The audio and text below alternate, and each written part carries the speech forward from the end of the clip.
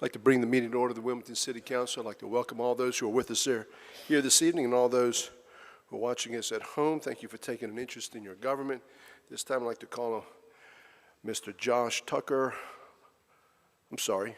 Assistant Fire Chief Tom Robinson of the Wilmington Fire Department. If you'll please come forward to give our invocation. If everyone will stand afterwards for the Pledge of Allegiance. Welcome, Tom. Let us pray. Dear Lord, we welcome you amongst us this evening and celebrate the gift of another day that you've given each of us. We ask that you open our ears that we can hear from others. We open our minds so that we can receive wisdom. Open our spirits so that we receive leading and guidance. And open our hearts so that we may respond with concern. We ask all this in your name. Amen. Amen. Pledge allegiance to the flag of the United States of America and to the republic for which it stands, one nation, under God, indivisible, with liberty and justice for all.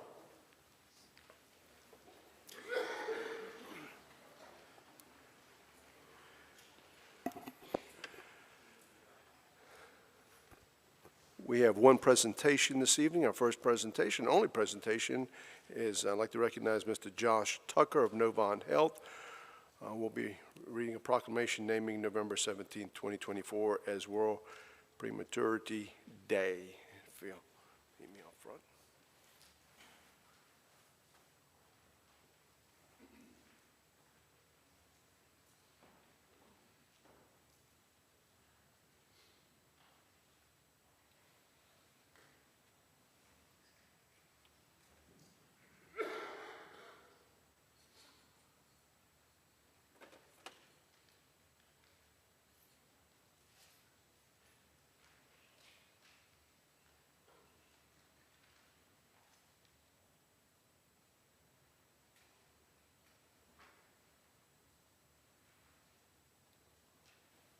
City of Wilmington, North Carolina proclamation reads, whereas families face serious health risk and Novant Health fights for their health by supporting research, leading programs, and providing education and advocacy.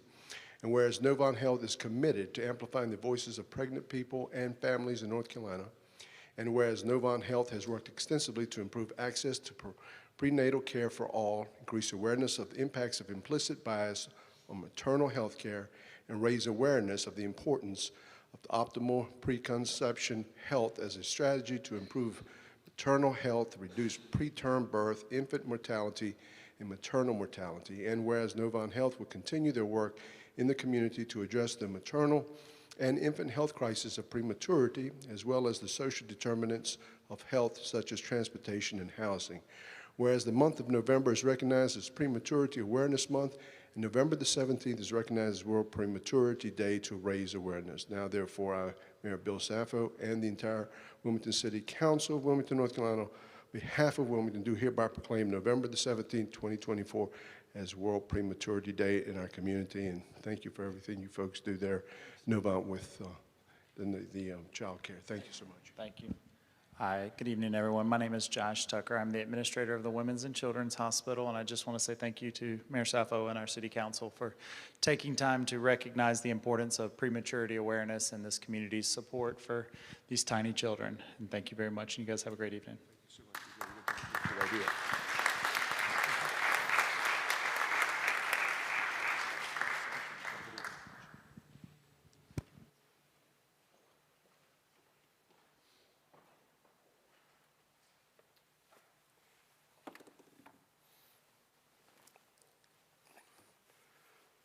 Brings us to our next item of business, which is our consent agenda, items 1 through 4. Are there any items that any council member would like to hear separately? If not, what are the wishes of council?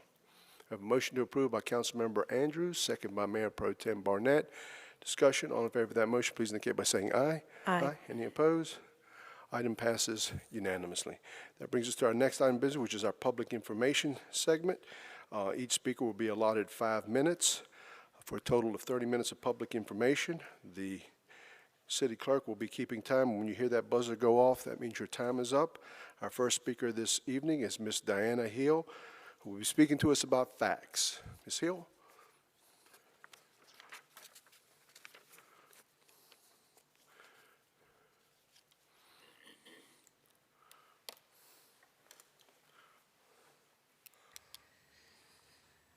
Good evening. My name is Diana Hill.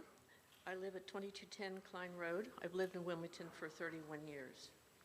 Tonight, I am here to discuss a matter for which City Council does actually have a responsibility: the career of Wilmington Police Chief Donnie Williams. Rumor has it that Councilman Waddell is concerned about the police chief's ability to lead our police department. Apparently, the councilman is reacting to complaints made in the police department. On one hand, I look at the response to the inquiry and take into consideration the few of the members of the City Council have led a multi-layered organization, such as a 300-member police department. I was a personnel manager at a Fortune 20 company for 26 years. All employees, every year, have performance reviews where areas of improvement are identified. We don't throw the baby out with the bath. If there are quantifiable areas to be addressed, then they should be addressed, and Chief Williams should be given an opportunity to improve if that is necessary. But a different perspective is the atmosphere that appears to be taking place here in our county, an atmosphere of intolerance and, yes, even racism, again, or is it still? Losing my place here. We've seen the Novant Endowment Board lose a professional nonprofit executive person of color to a white man with no nonprofit experience working for community interests.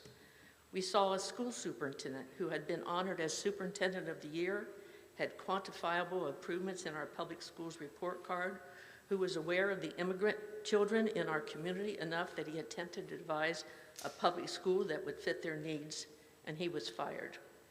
He looked beyond his race to support children.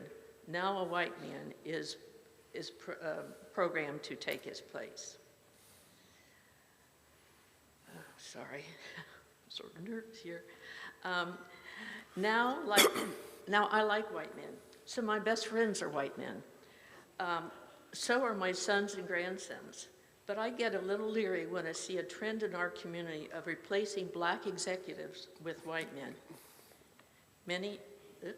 Many of us know, understand, are aware that the city of Wilmington is unique, even to the rest of North Carolina.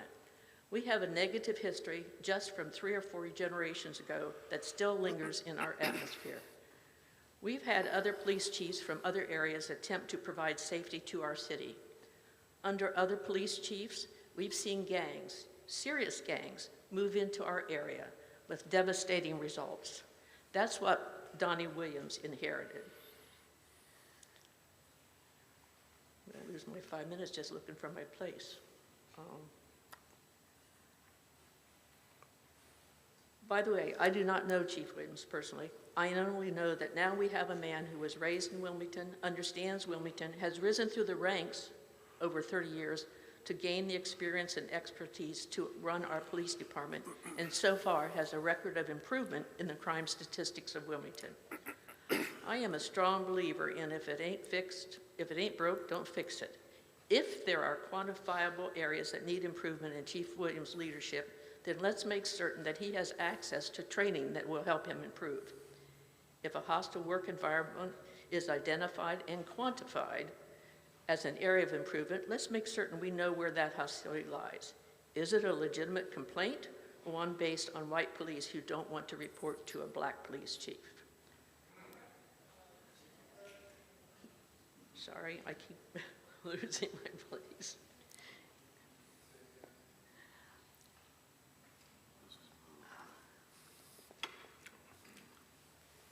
I'll get here in a minute. I think we have some evidence of that already. Although much of the questionable examples I gave earlier are county issues, we are the second smallest county of 100. There are cities larger than our county. We need to recognize that we're all breathing the same air as in the city as we are in the rest of the county. Please, Mayor and City Council, do not let Wilmington fall under the smog of racism that seems to be trending recently. Keep and respect Chief Williams for what he has accomplished so far and for the future safety a Wilmingtonian can bring to our community. Thank you.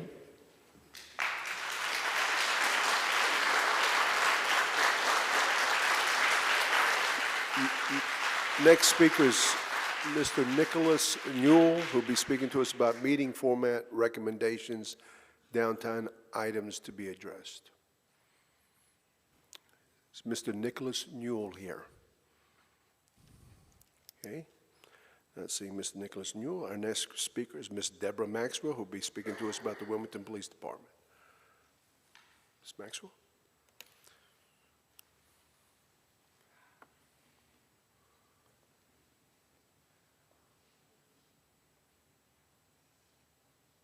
Technology. Good evening. Good evening. Mayor, Mayor Pro Tem, and council members. I am just reiterating and will be brief because in October I did send to City Council and Mayor a letter expressing my belief about Chief Williams. So I will not take much time tonight. As a member of the New Hanover County NAACP and a lifelong resident of this city and president of the North Carolina NAACP, I would be remiss not to be here tonight. So on top of that, I like those who are support of Chief Williams. Would you please stand or raise your hand, those who are here? Thank you.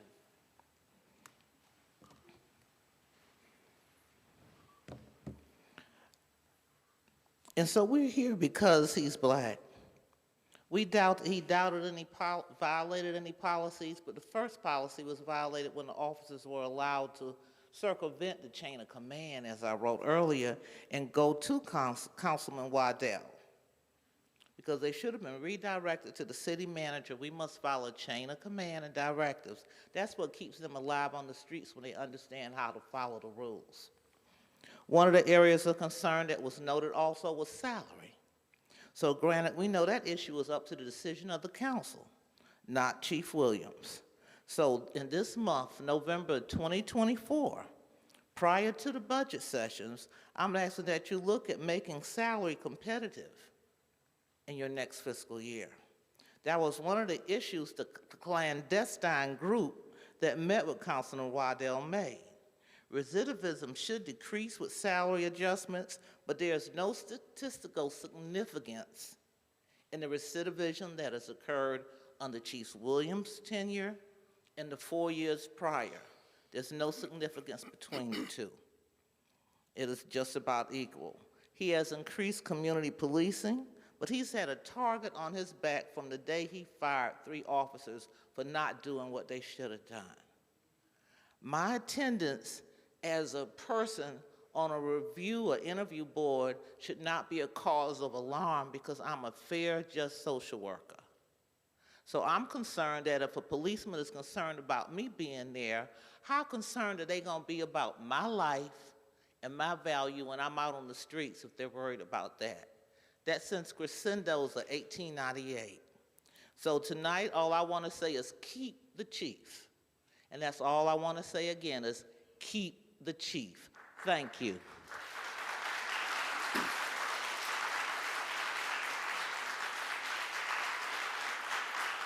Next speaker is Ms. Shanetta Pickney, who is recent events with the Wilmington Police Department, Chief Williams. Ms. Pickney? There we go. I'm sorry, Shanetta. I'm sorry. Good evening. In light of recent events, both locally and nationally, I feel compelled to be a catalyst for change. Change starts when people decide that they no longer want to sit in silence about issues that they are passionate about, and in order for us to live together peacefully, we have to address the issue that constantly moves us further away from each other. The recent controversy surrounding Wilmington Police Department Chief Williams and a hostile work environment complaint is not surprising at all. After reviewing the information released to the public, it's clear to me and others that this is an attempt by disgruntled individuals within the agency to discredit a public servant. How is this conclusion meant? Let me further explain. Coded language is often used when discussing Black people. Coined as dog whistles, terms like ghetto, hostile, angry, insecure, and dysfunctional are weaponized to marginalize and discredit us. The same language was used to describe Chief Williams during an interview earlier this month. These terms are not simply harmless expressions of opinion. They are rooted in a long history of racial prejudice and are used to perpetuate harmful stereotypes. By employing such language, individuals seek to undermine the credibility of Black voices and create a climate of fear and hostility, creating the narrative that we, Black professionals, are unpleasant to work with, uncivilized, and egotistical. But today I want to put everyone on notice. There is no longer a need to speak in code, because we hear you. We are no longer a minority that cannot read or write. We are extremely capable of comprehending what we hear and what we see. But you see, this isn't new to us. Black professionals in positions of power are often subjected to scrutiny and doubt. As a Black professional myself, I've seen firsthand the systematic barriers that hinder the progress of even the most qualified individuals. And when that doesn't work, systems are put in place as a form of checks and balances are often used against us to humble us. Truth is, we're already humbled. That's what got us here in the first place. Most of us grew up in the hood, yet here we are thriving and doing things beyond our ancestors' wildest dreams. Chief Williams' continued success in this role is a testament to his exceptional abilities and unwavering dedication. It is also a stark reminder that the challenges that Black professionals face in maintaining their positions of authority. We understand the intent behind these words, and we will not be silenced. It's time to challenge these harmful stereotypes and work towards a more just and equitable society. But why the discontent for this particular situation? Perhaps it's due to being led by a person of color, or because behaviors like discussing the slaughtering of Black people while in uniform are no longer tolerated. Truth is, we may never really know, because it's psychological and it's not a human resource issue at all. I want to end by saying that it's okay not to be adaptable to change immediately. It's going to happen with or without you. But in order for us to live peacefully among one another, we have to be 100% upfront with where the intention is coming from. Pointless investigations cost the city thousands, and for what? Because people refuse to state the obvious. It has nothing to do with how Chief Williams leads, his attitude, or his demeanor. And yes, there may be issues within the agency that the public knows nothing about, and we rest upon our leaders to ensure that whatever those issues are handled accordingly. However, until further information is released to the public that states otherwise, there will continue to be a strong opinion that this particular situation has everything to do with the color of his skin and the fact that certain people felt like they couldn't be their true, authentic selves with him at the helm. Unfortunately, this is what new leadership can bring out at times, and there isn't a whistle loud enough to make some of us believe otherwise. Thank you for your time. Thank you.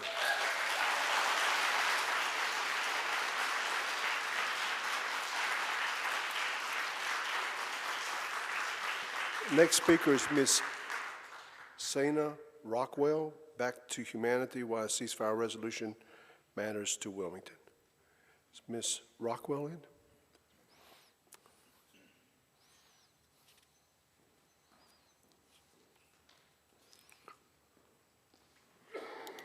Good evening. It's an honor to be here today as our community advocates for justice for our Chief of Police. Even though my topic today is slightly different, I think that there's a lot of interconnectedness that we can all think about. I'd like my timer to start now. Good evening. Today marks day 408 of Israel's genocide, mass expulsion, and horrific war crimes committed against the Palestinian people, funded with our own American tax dollars. Members of your constituency have showed up to every one of these meetings to demand that you show moral courage in these dark times, that you stand up for humanity instead of endorsing genocide with your silence. I wish all of you would look at me, please, with all respect, honestly. I wonder how you are okay with remaining silent after more than a year of knowing that children, women, and men are being nonchalantly murdered with our US weapons and dollars. I wanted to use this time to help answer some questions you might be thinking about that would help pass this resolution. Dr. Burnett, you might ask something like, I really need to learn more and hear both sides. Can you give me more information? Respectfully, sir, when two kids are punching each other on the playground, what is the first thing you would expect a responsible witness to do? I hope you would expect a teacher, for example, at a school, to stop the fighting. Then everyone, once they calm down, can figure out reconciliation. This ceasefire resolution is simply that, a statement that says we, the community of Wilmington, agree that indiscriminately killing, maiming, and torturing people anywhere in the world is not only wrong, but immoral, regardless of their race, ethnicity, religion, or sexual orientation. I hope that that's not hard to agree on. Mr. Joyner, Mr. Spears, you might ask why a ceasefire resolution is relevant to the City Council at this level of government. City Council members have an obligation to speak out against the rising Islamophobia, anti-Semitism, and anti-Arab racism in their communities that are a direct result from US support of Israel's brutal genocide of the Palestinian people. It is estimated that you each share constituents with the congressional delegation and can emphasize the urgent demand for a permanent ceasefire. If your role on this council is not enough, then maybe the words of the German pastor Martin Niemöller, written just after the Holocaust, can offer a moral compass. He said, "First they came for the socialists. I did not speak out because I was not a socialist. Then they came for the trade unionists. I did not speak out because I was not a trade unionist. Then they came for the Jews. I did not speak out because I was not a Jew. Then they came for me. There was no one left to speak for me." Niemöller declared that through silence, indifference, and inaction, Germans had been complicit in the Nazi imprisonment, persecution, and murder of millions of people. He argued against apathy and for the moral connectedness of all people. Mr. Waddell, Ms. Andrews, perhaps the financial impact of this US-funded genocide on your own city of Wilmington would interest you. I often wonder, as I sit in these meetings, listening to this group of public officials debate whether to give less privileged citizens 3 or 6 months to keep a roof over their head without offering any help or resources, how do you go home and sleep at night? Politicians have told me that our local government has no influence on our federal tax dollars are used, on how they are used. To that, I respectfully say BS. In the last year alone, with blatant disregard towards our American crises, from housing to healthcare to natural disasters, an estimated $22.8 billion of our hard-earned tax dollars have gone to fund Israel's nauseating genocide. In addition, our government sends $3.8 billion of US taxpayer money annually to Israel, directly supporting illegal military occupation and destruction of Palestinian lives and land. To date, $320 billion have been given to Israel, if not more. That's an underestimate. It is estimated that $2 million of that money every year comes right out of Wilmingtonians' pockets right here. $2 million a year. Don't tell me this doesn't matter to Wilmington. Instead of funding Israel's weapons and war crimes, this money can fund healthcare for maybe 670 children. Maybe 21 elementary school teachers can be recruited. Or even student loan debt relief for 50 students with our $2 million right here. Maybe it can help address the 60% increase in homelessness from 2022 to 2023 in our city. This is a local issue. These are your constituents' hard-earned money and our tax dollars. If you are not fighting for them, who will? Mayor Sappho, Mr. Rivenbark, you might be... It's Rivenbark, thank you for that correction. You might be led to believe by Zionist propaganda that Israel can do no wrong as the only democracy in the Middle East. Saying Israel upholds democracy is like saying the US upheld democratic values during the era of Jim Crow. Rights in Israel are based on ethnicity, not citizenship, with Jewish citizens guaranteed superior access to resources such as healthcare, education, and even water. That is not a democracy. I am still unclear how murdering over 43,000 people, leaving another 140,000 under the rubble, and imprisoning, maiming, and torturing hundreds of thousands more will give any country security. In this dire moment, voting for a ceasefire is an act of genuine courage and moral leadership. Let us be clear, we are not asking you to take sides as we advocate for a ceasefire resolution in Gaza. This is not about being pro-Zionist or pro-Palestinian. We come here every meeting to advocate for humanity and equal rights for all. Because we know safety, security, and freedom for all start here with us and with you. Thank you. Thank you.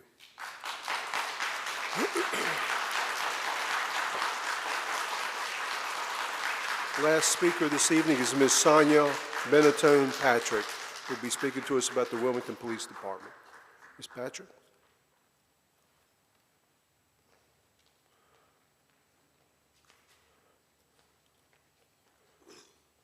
Good evening. Good evening. Thank you to Mayor and City Council for allowing me to speak tonight. My name is Sonia Benetton Patrick. I currently chair the Southeastern region of the National Black Leadership Caucus. Our organization is a faith-based organization. It consists of clergy, sororities, fraternities, educators, public officials, and our faith-based community that are concerned about the future of our community. And we stand in solidarity and support of our first Black chief, Donnie Williams. We're right here in 1898, in the soul of 1898, where Alfred Wydell, who imposed the massacre, helped create the White Declaration of Independence. In that White Declaration of Independence, they said in 1898, we don't want any leaders of African descent. And here we are in 2024. There's a pattern that's very disturbing. First, William Buster with the endowment. Then Dr. Faust, our first Black superintendent that was dismissed under unusual circumstances. And now this attack on Donnie Williams, our first Black chief of police. We will not tolerate these attacks on our Black leaders. We believe this is a national agenda, and it's here in Wilmington. And we as a community are not going to stand by and allow you attack our Black leader who's done a phenomenal job and has made us feel safe. Because normally we hadn't felt safe with the previous administration. These officers, what type of officers would condone 3 officers who were dismissed for using horrible racial slurs threatening the existence of Black humanity? It's only one race, the human race, and only God is superior. And he would not allow these constant attacks on our people and our leaders. Thank you for listening. Thank you.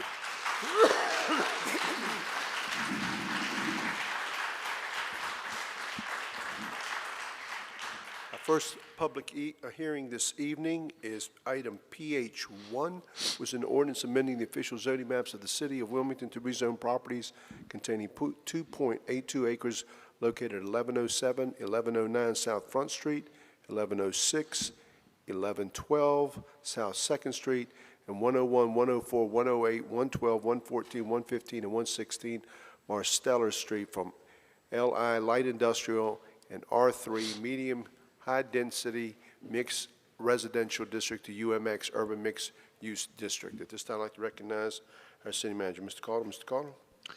Good evening, Mr. Mayor, Mr. Mayor Pro Tem, members of council. Patrick O'Mahony, our planning manager, will overview this item for us. Good evening, Mayor, Mayor Pro Tem, members of council. As mentioned, this site is located along Marsteller Street between South Front and South 2nd Streets. And it includes a total of 11 parcels, contains approximately 2.82 acres. It's currently occupied by one large brick historic warehouse, some vacant land, a detached single dwelling unit, and 2 commercial buildings. Here's a map showing the general vicinity surrounding the request, as well as some photos of the subject site, including the brick warehouse. These are photos of adjacent land uses and existing conditions. And here are more photos of some adjacent land uses in the vicinity of the site. As mentioned, the site's currently zoned LI, Light Industrial, and R3 Medium High Density Mixed Residential District. It's bordered by R3 zoning to the north, east, and south. There's also LI to the south and I&D General Industrial to the west. A portion of the subject property is located within the Wilmington Expansion National Register Historic District. According to the Wilmington Historic District boundary expansion and additional documentation, the brick warehouse, which is seen in the photo on the right, known as the Bear Soul Winery Building, was built in 1913 and is currently a contributing structure. According to the 1915 Sanborn fire insurance maps, the properties contained 1- and 2-story residential buildings, as well as the Bear Soul Winery manufacturing building. There's some case history on this. On September 1st of 2020, City Council reviewed a rezoning request for the properties located at 1121 South Front Street, 1112 South 2nd Street, and then 101, 104, 108, 112, 114, 115, and 116 Marsteller Streets. The request was to a UMX zoning. This item was continued at that meeting based on concerns for preserving the historic warehouse. On September 15th, 2020, at the applicant's request, City Council voted to remand the item back to the Planning Commission to consider a conceptual site plan and rezoning the subject properties using the conditional district rezoning method to urban mixed-use UMX CD. On September 15th, the applicant did submit that application for a conditional district rezoning from LINR3 to UMX CD for all permitted uses within the UMX district, with a condition that the main building located at 101 Marsteller Street, the brick warehouse shown here, not be demolished. Following that request, more than a year later, on October 12th, the applicant requested a withdrawal of the conditional district rezoning application, which brings us to tonight. The city's comprehensive plan does identify this site as within a post-industrial and inner-city revitalization area of opportunity and along a community connector within the comprehensive plan's growth strategies map. The plan does recognize that historic resources, including buildings, should be identified, preserved, and protected. The plan also defines historic preservation as the essence of Wilmington as a southern port city, and preservation is critical in shaping Wilmington's future urban form. That said, staff does support the requested rezoning zoning of UMX for the site because it is consistent with the area, allows for compatible infill development. However, based on the prior council guidance, an action directing the applicant to pursue a conditional district rezoning to ensure the building preservation, which we cannot guarantee in a general rezoning, staff has maintained a denial recommendation before you tonight. Therefore, staff does not believe that it's consistent with the Create Wilmington Comprehensive Plan.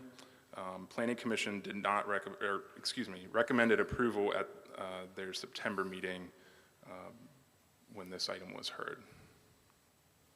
That concludes my presentation. The applicant's here as well. I know there's a lot of history with it. So I'm a little confused. You're telling me in one sense that you're okay with the redevelopment, but because there's not a preservation of the historic structure that you cannot make them do, nor does the state allow you to do, you're saying that you're going to deny it because of that?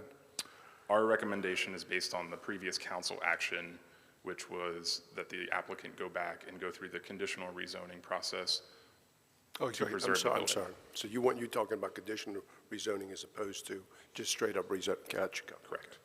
Thank you for clarity. Okay, any other questions? Yeah, just one quick. Okay, so just for clarity again, because that building at a previous council meeting, we said we wanted to be preserved. And so what you're saying now is that we still wanted to be preserved, but the group that wants that property is not interested in doing that, or they can't do it. I won't speak entirely for the applicant. I will say that staff believes that the UMX zoning is appropriate for that site.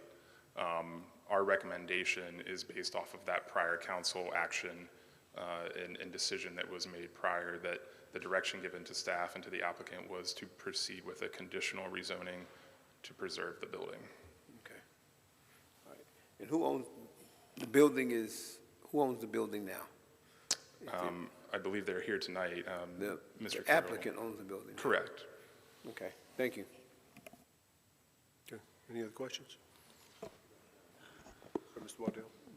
Well, this is not a conditional rezoning, this is a general rezoning. This is a general So this is rezoning. a straight rezoning, Correct. basically, right? But a couple different uses. Correct. UMX, yeah, okay. It's currently zoned LI and R3. They're requesting a All- general all to rezoning. UMX. All to UMX, yes. Yep, thank you. Anybody else? You have a phone going off, please?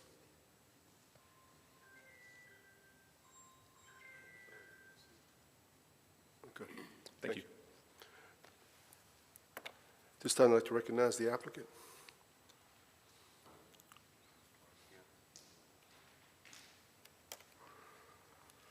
Good evening, Mr. Mayor, members of City Council. My name is Matt Nichols. I'm an attorney in Wilmington, and I'm here tonight representing the applicants who are also the owners of the subject properties.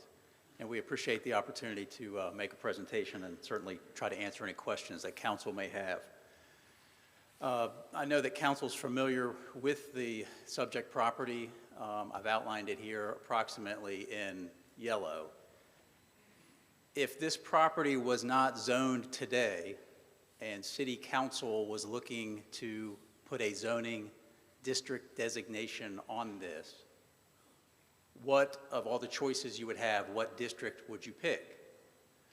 I'll pause there and come back to that question. Currently, the vast majority of it is zoned light industrial without any conditions. And we would respectfully contend that that is certainly not the best district or zoning for the neighborhood. As you can tell from this photograph, there's a number of residences either adjacent to a shared alley or across the street. You'll see in the photographs there's a park, a city park across the street. There's a church across the street. And when we go through the presentation, you'll see that this current zoning is not the zoning I would contend you probably would pick. And what's before you tonight is an opportunity to downzone this property at the owner's request, a voluntary downzone to UMX. And you'll see that your long-range plans, your city plans, your policies, they all favor UMX here. And if I've understood Mr. Mahoney correctly, planning staff thinks UMX is appropriate here. As Mr. Mahoney pointed out, it is in an area of opportunity on your growth strategies map. These are things you would look at, again, if it was not zoned today, what would you look at? On the South Side Small Area Plan, which is probably the focal plan of this area, again, the majority of the property, the significant portion of the property north of Marsteller Street is shown, it should be UMX. That's what your plan from 2009 says. In 2020, there was a general UMX request before council, and city staff recommended approval, and your planning commission recommended approval. Your planning commission recommended approval on the item before you tonight too, 6-1. I won't go through all these, but what we've done is highlighted how has the 2020 staff report, why is it different than the current staff report? I can't answer that question, but there are a number of provisions that are just opposite of each other under the neighborhood conservation revitalization section. So I'll just point out a few of these here. This isn't an exhaustive comparison, but at the top of the screen on these next several slides is the 2020 report to council, and on the bottom part of the screen is the report that's before council this evening. I won't read all the policies, but 1.7.3 in 2020, it was modest support. Tonight it's the opposite, same policy. In 2020, 1.7.4, strong support. Tonight, non-support. 1.7.9 for infill development, strong support in 2020, same policy. Tonight, it's not sure. 1.4.4, strong support in 2020, not analyzed in your current report. 1.6.1, support, not analyzed tonight. This one's completely opposite. 11.1.1, strong support, the highest level of support you could get on that policy in 2020, Tonight, it's the highest level of non-support on the same policy. Essentially the same property, it's the exact same request for the most part. I'll keep going through these. So under the light industrial today, these are a number of uses you probably wouldn't want to see there, and I can almost guarantee the neighbors would not want to see there. I've highlighted a few. You could have heavy equipment sales, rental services. You could do a commercial kennel. You could do building materials. A lot of this is outdoor display type things. You could do metal coating, engraving, allied services, and it would never come before council. It would just go through the TRC. If you meet the site plan, it would be done. There would be nothing anyone could do about it. With conditions, on the right side of the screen, this is not anything you need a special use permit for, but it's things you could do as long as you meet the extra conditions. You could do a vehicle towing yard, you could do a contractor storage yard, again, you could do outdoor storage, and I would respectfully contend that those are not things that the neighbors would want to see there, and I don't think would be the highest and best use of the property by any means. So back to the subject property, as I mentioned, there's a city park that's across the street on 2nd Street. Adjacent to that is a church. We just got a few, these are some Google Street Map. This is looking south on South 2nd Street. The subject property is in the distance on this same block, but sort of behind the building there that's shown, the yellow arrow indicates where the subject property is. This is Mears Street looking back toward the river. And then here's Marsteller Street looking back toward the river. And keep in mind here that what we're talking about on the right-hand side of the screen, the arrow, that's all of my client's property, all zoned light industrial today. And on the right-hand, I'm sorry, the left-hand side of the screen is also part of the rezoning request, and that's a combination of R3, but there is light industrial on the south side of Marsteller Street. Again, we're asking for the properties that my client owns to be UMX. So a brief summary slide. I think the benefits are, what does the UMX do? It's as much as what it eliminates is what it adds. It eliminates all of the light industrial by right uses. It promotes neighborhood scale commercial and retail uses, which you don't get in the light industrial. It eliminates the incompatible industrial things you would see there and the things associated with that, noise, lighting, et cetera. And you're going to promote residential. You can't do residential and light industrial. We can do residential in UMX, and I think that's a change from 2020, where there's even more of a housing need and shortage in Wilmington. So this would allow some residential, quite a few residential uses there. And I think the most important thing I would say, it supports the economic viability of the property. I know there are these concerns about that building, and my client has done a lot. He's here tonight. I may ask Patrick to come up to say a few words, but he purchased the property in 1991, and it was in much need of renovation, repair. He did all of that with his own money. Patrick, I'll ask you to come up if you have a second. And he has no intention of selling the property. He didn't have any intention back in 2020. He has no intention today. He indicated to me he's never once listed the property for sale in 33 years. So I know there's concern about the building and preserving the building. My client has demonstrated that he has been a very good steward of that building and will continue to do that. But I think what's perhaps more important, equally, or I think more important, is the preservation of the neighborhood. And you can do that tonight with the UMX versus the light industrial. I don't think a lot of the uses that you may see there in the light industrial zoning are going to be, they're not going to be good for the neighborhood. There's a couple notes in the staff packet. This is from Jonathan Hill. This is in the council members' packets. He's immediately adjacent to the property, adjacent to the alley on the north side of the property, and he supports the rezoning. And then there's a letter, it's in the council members' packet too, from Terry Espy, president of Momentum Companies. I won't read all of it, but I think the mid part of that letter that I highlighted is important, and it talks about how Mr. Carroll and his father purchased the property. There was no evidence of redevelopment in that area of downtown. So in essence, the Carroll family was ahead of their time. When purchased, there was no roof, most windows busted out, causing the building to be uninhabitable. The family has proven their commitment to ensuring the property survives with absolutely no interest in demolition, or they would have done so in 1991. So, Patrick, I don't know if you want to say a few words about things you've done to the building, or? Sure. Yeah. Good evening. My name is Patrick Carroll. I'm the applicant. So, I think Matt kind of said a lot there, Terry Espy's letter. 35 years. So, if we ask ourselves, what were we doing 35 years ago? I can tell you that I was restoring this building, the Saul Bear Winery building.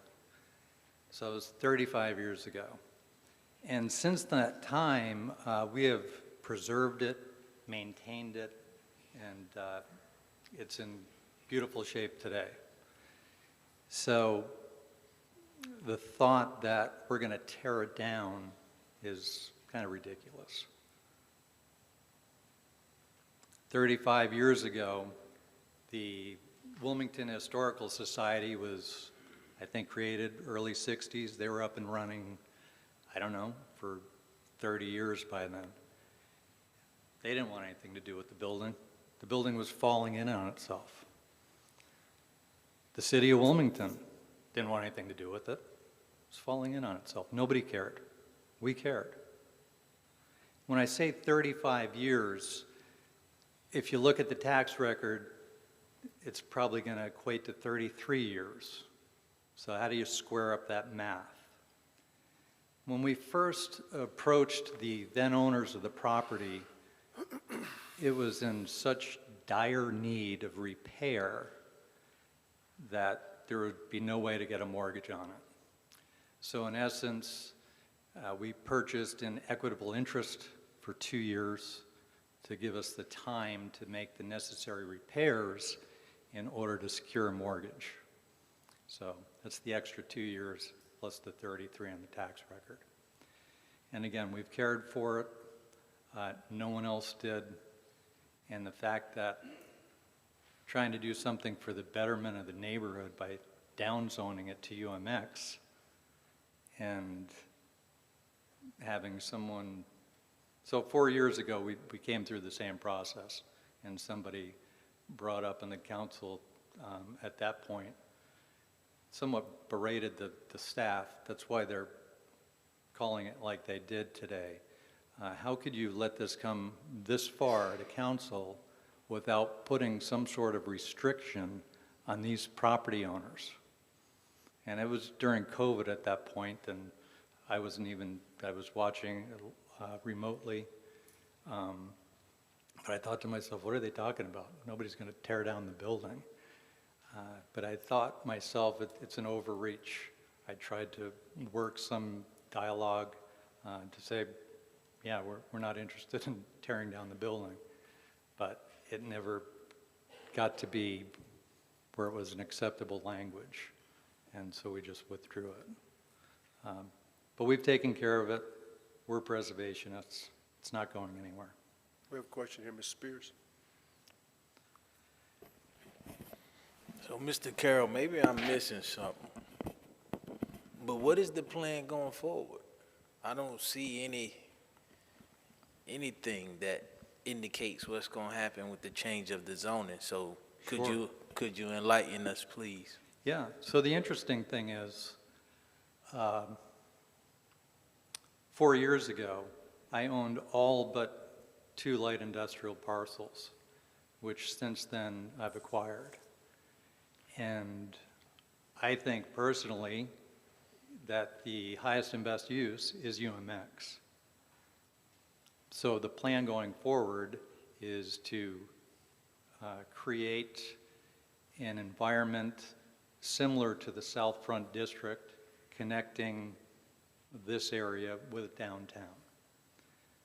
So that's the vision. If you're looking for a formal plan in front of you, don't have it today. I don't have one for light industrial either. So instead of spending the time and the money to put that together, I want to know which direction I'm going in. But for a period of time, you've had the thought that you wanted to redevelop this property, right? So, I mean, clearly you have some sort of a vision in your head, so, I mean, some sort of rendering that would potentially convince, you know, or that, I'm not gonna say convince, but would support what you're trying to get done here would be in your favor. Sure. I would say, again, successful UMX districts, and again, I'll look at South Front District with the combination of the housing, some entertainment, restaurants, things of that nature, would be something that I see there. Opposed to, if we keep it light industrial, my options are quite different. So are you thinking about converting the warehouse into like some condominiums or something like that? You know, that is an option, and I've had some people look at that. But you could do retail, you could do restaurant. It's 30,000 square feet in the building, so there's a lot of space to accommodate multiple uses in that space. Okay, thank you. You're welcome. Mr. Ravenbar. Mr. Carroll, I know that with the condition, with a straight rezoning, you don't have to bring anything down here. I mean, appreciate you describing to him what you might want to do, but Sure. I understand that. There's no smoke and mirrors Exactly. here. And with a conditional use, you got to come down here and tell us what you're going to do at this time. On this, you don't. I get that. The only difference, I'm in favor of this project, but you don't want to tear it down, but you could.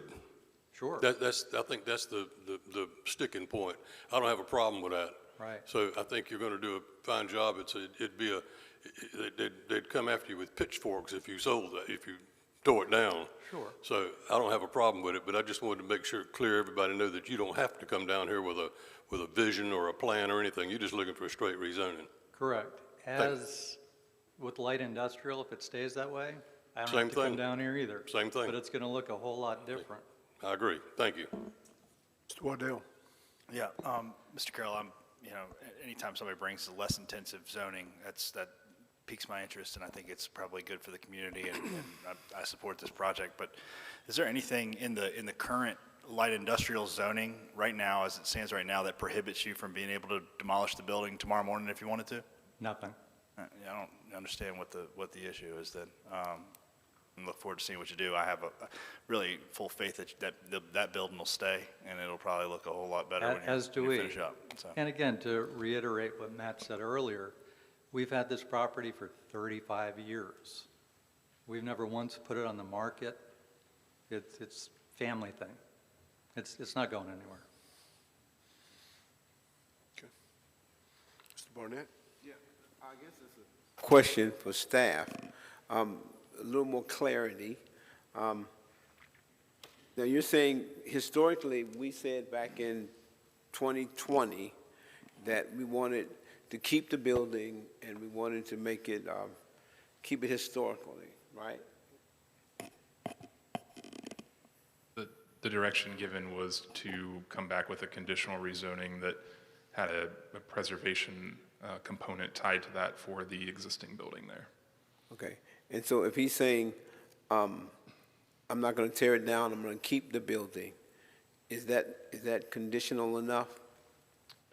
We would not be able to apply conditions to a general rezoning. Okay. So we just have to kind of take him at his word. Yeah, I mean, we have to take him at his word, or can we make that statement now?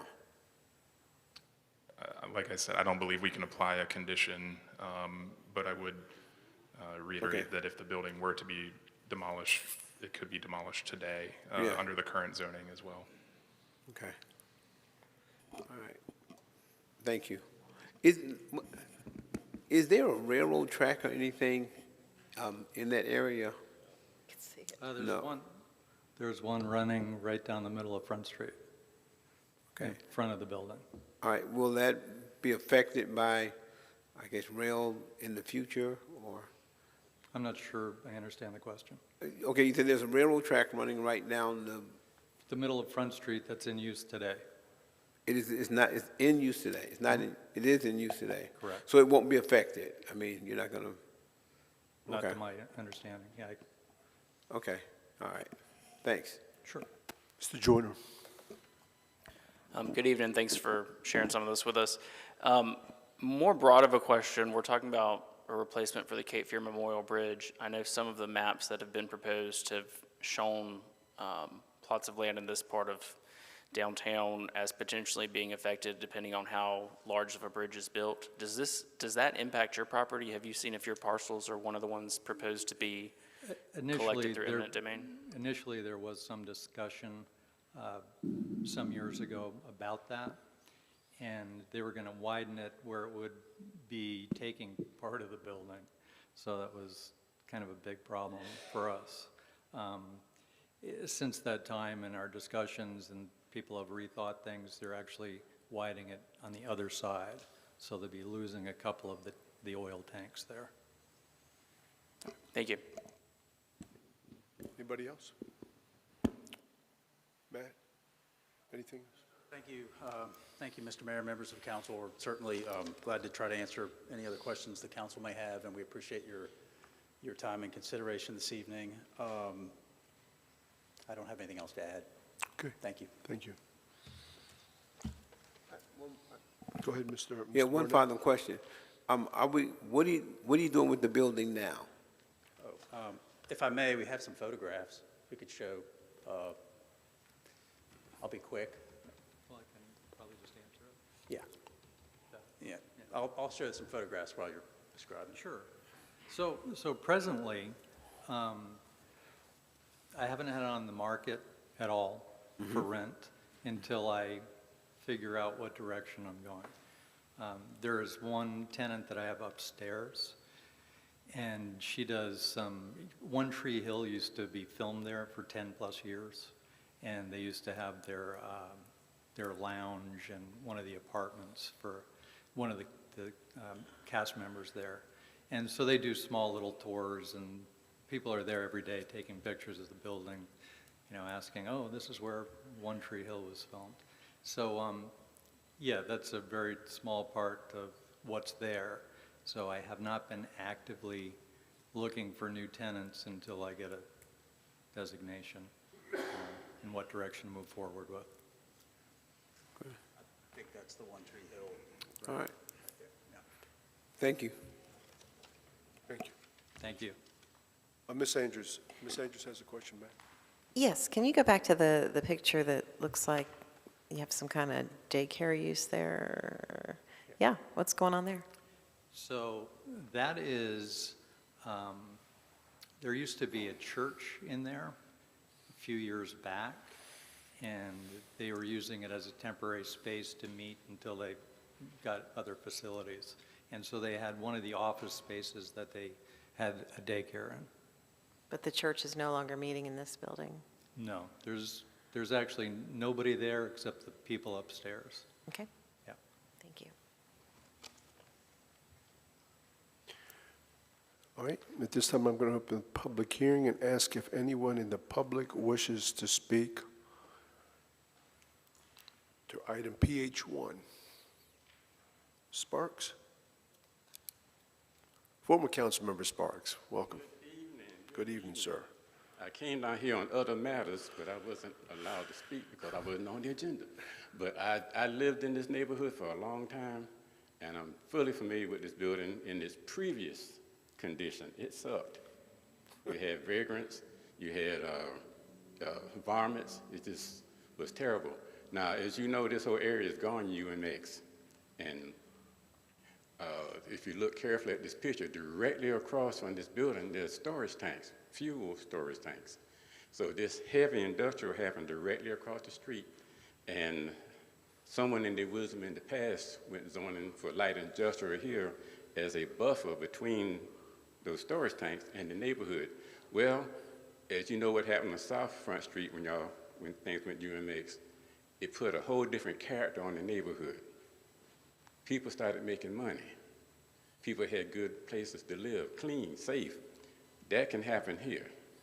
And so as a former neighbor of this particular facility, I'm in favor of it. The gentleman expressed that all the work he had to put in, the sweat of buying a building with no roof on it and having to work with it till he got it to a point where a mortgage could even be generated for this place. Whether or not he decides to tear that building down is not our business. I don't think he will. He's got too much blood in this project. So, anyhow, long story short, I'm in favor of this rezoning, and I wish him well, and anybody else who want to take dilapidated buildings and turn them around in this town.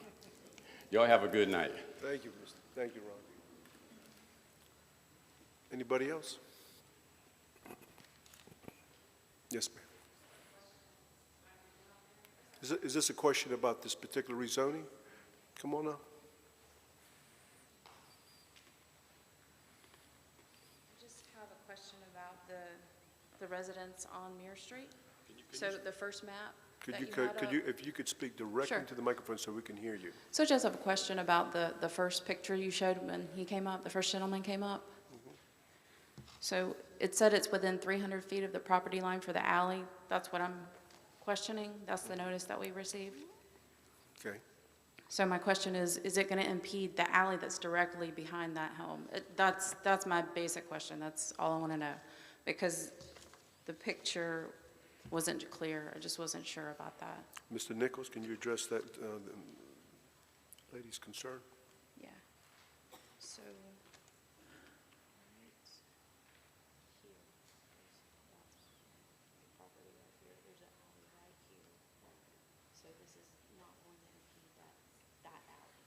I just wanted clarity about that. Thank you, I appreciate that. Thank you. This will not impact anybody's access to the alley on Muir Street. The next item that's for council's consideration is a closure of a portion of that alley. But as you'll see when you get to that item, will not in any way affect anybody who has access to their property on Muir Street through that alley. So there will be no access impact. Okay, thank you. Yes. Anybody else? Great. Any further questions from council in respect to the rezoning?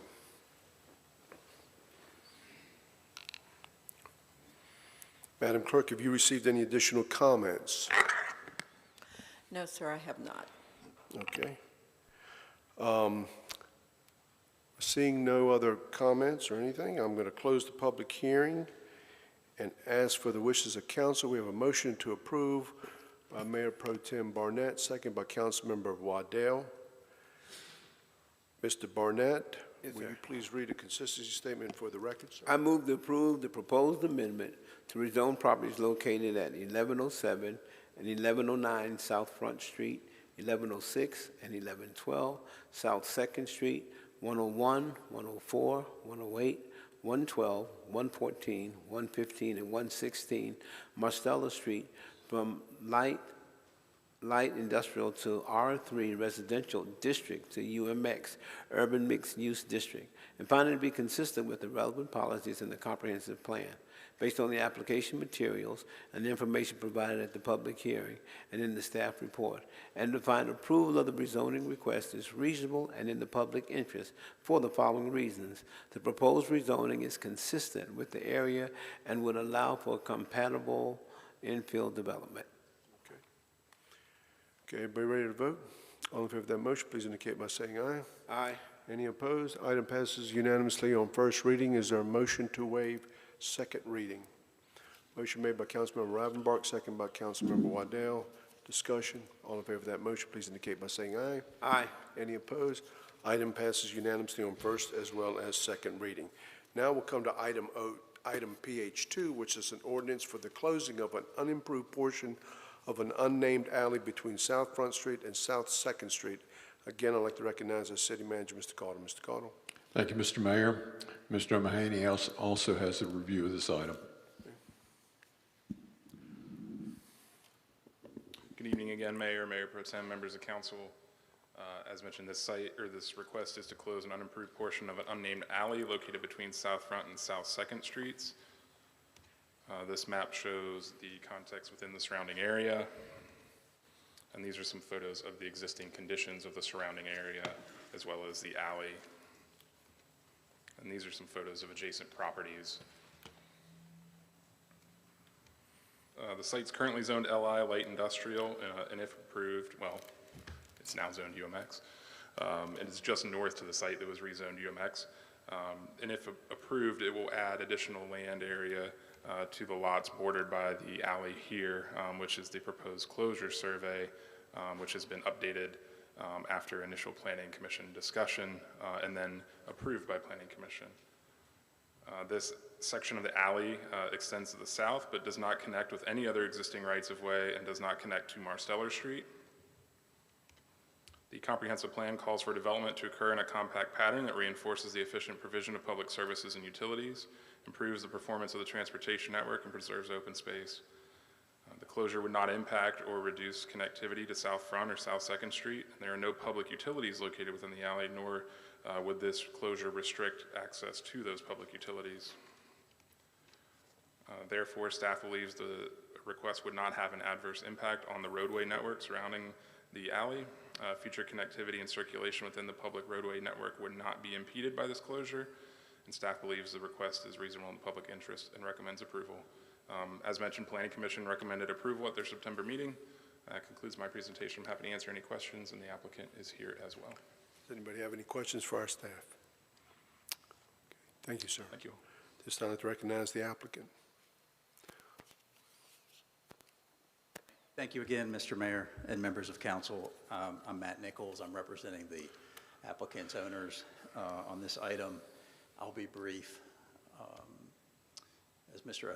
O'Mahony pointed out, we're requesting the closure of a portion of this unnamed alley.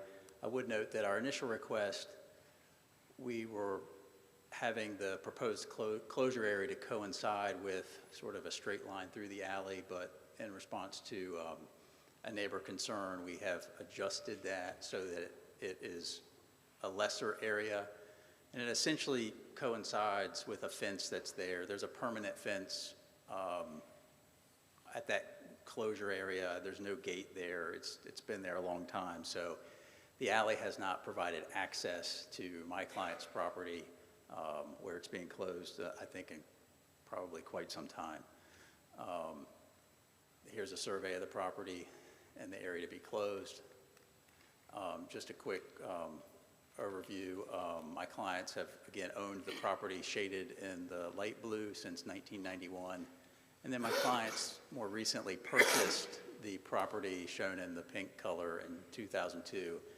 And effectively, they own all of the property surrounding the proposed closure area now. As Mr. O'Mahony noted, this will not in any way affect the access between South 2nd Street and South Front Street. That will remain open, and property owners along Mears will continue to have access to the alley if they have that today. This really just shows there's not been any changes. I just wanted to show we looked back at the various maps we could find.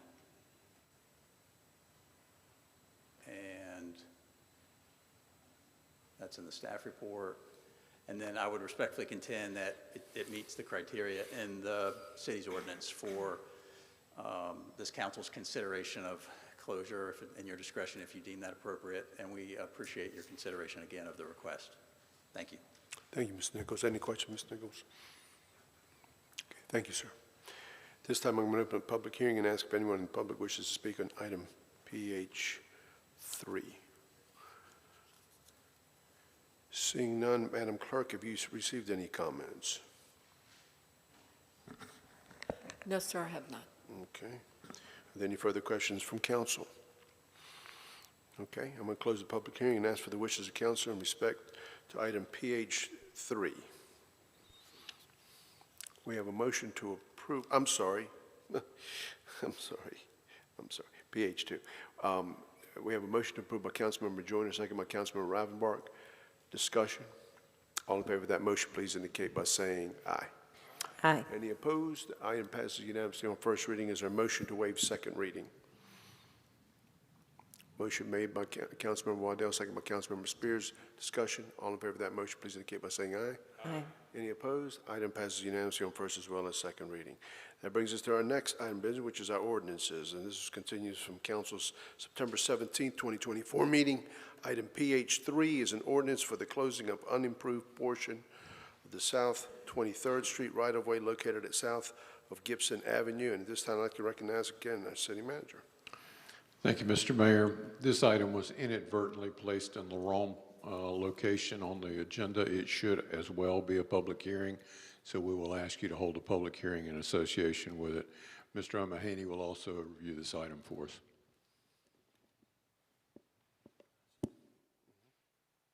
Wait just 1 minute, Mr. Rothbard.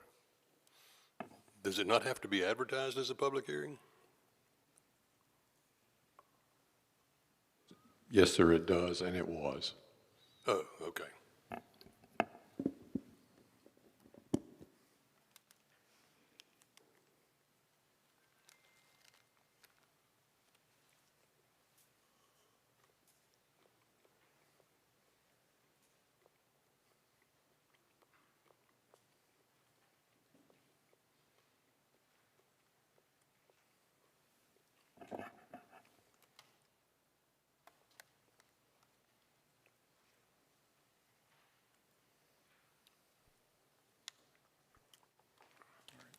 Good evening again, Mayor, Mayor Pro Tem, and members of council.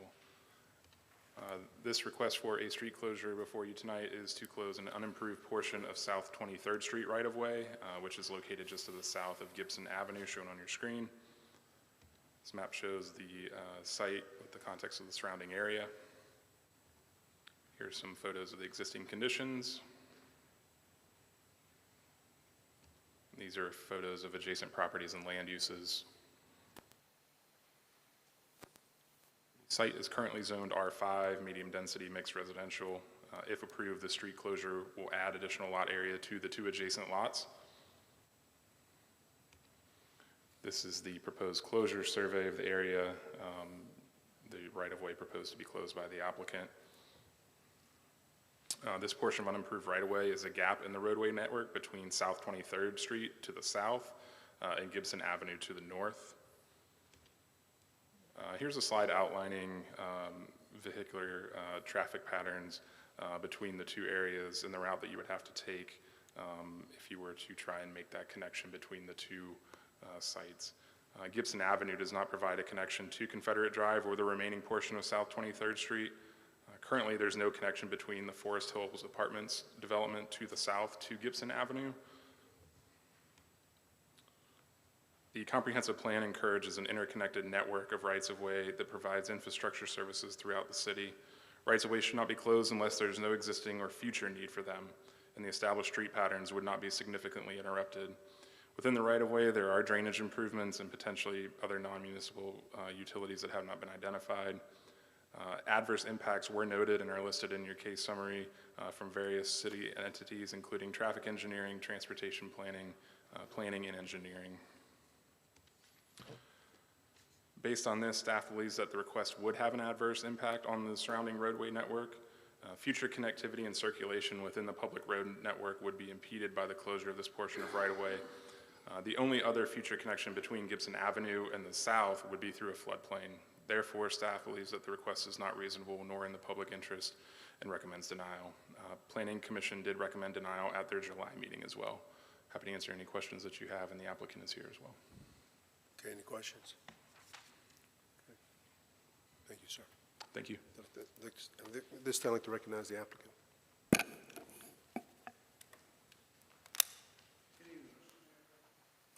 Mr. Hearn, we've had another former member of City Council. Welcome. Welcome, sir.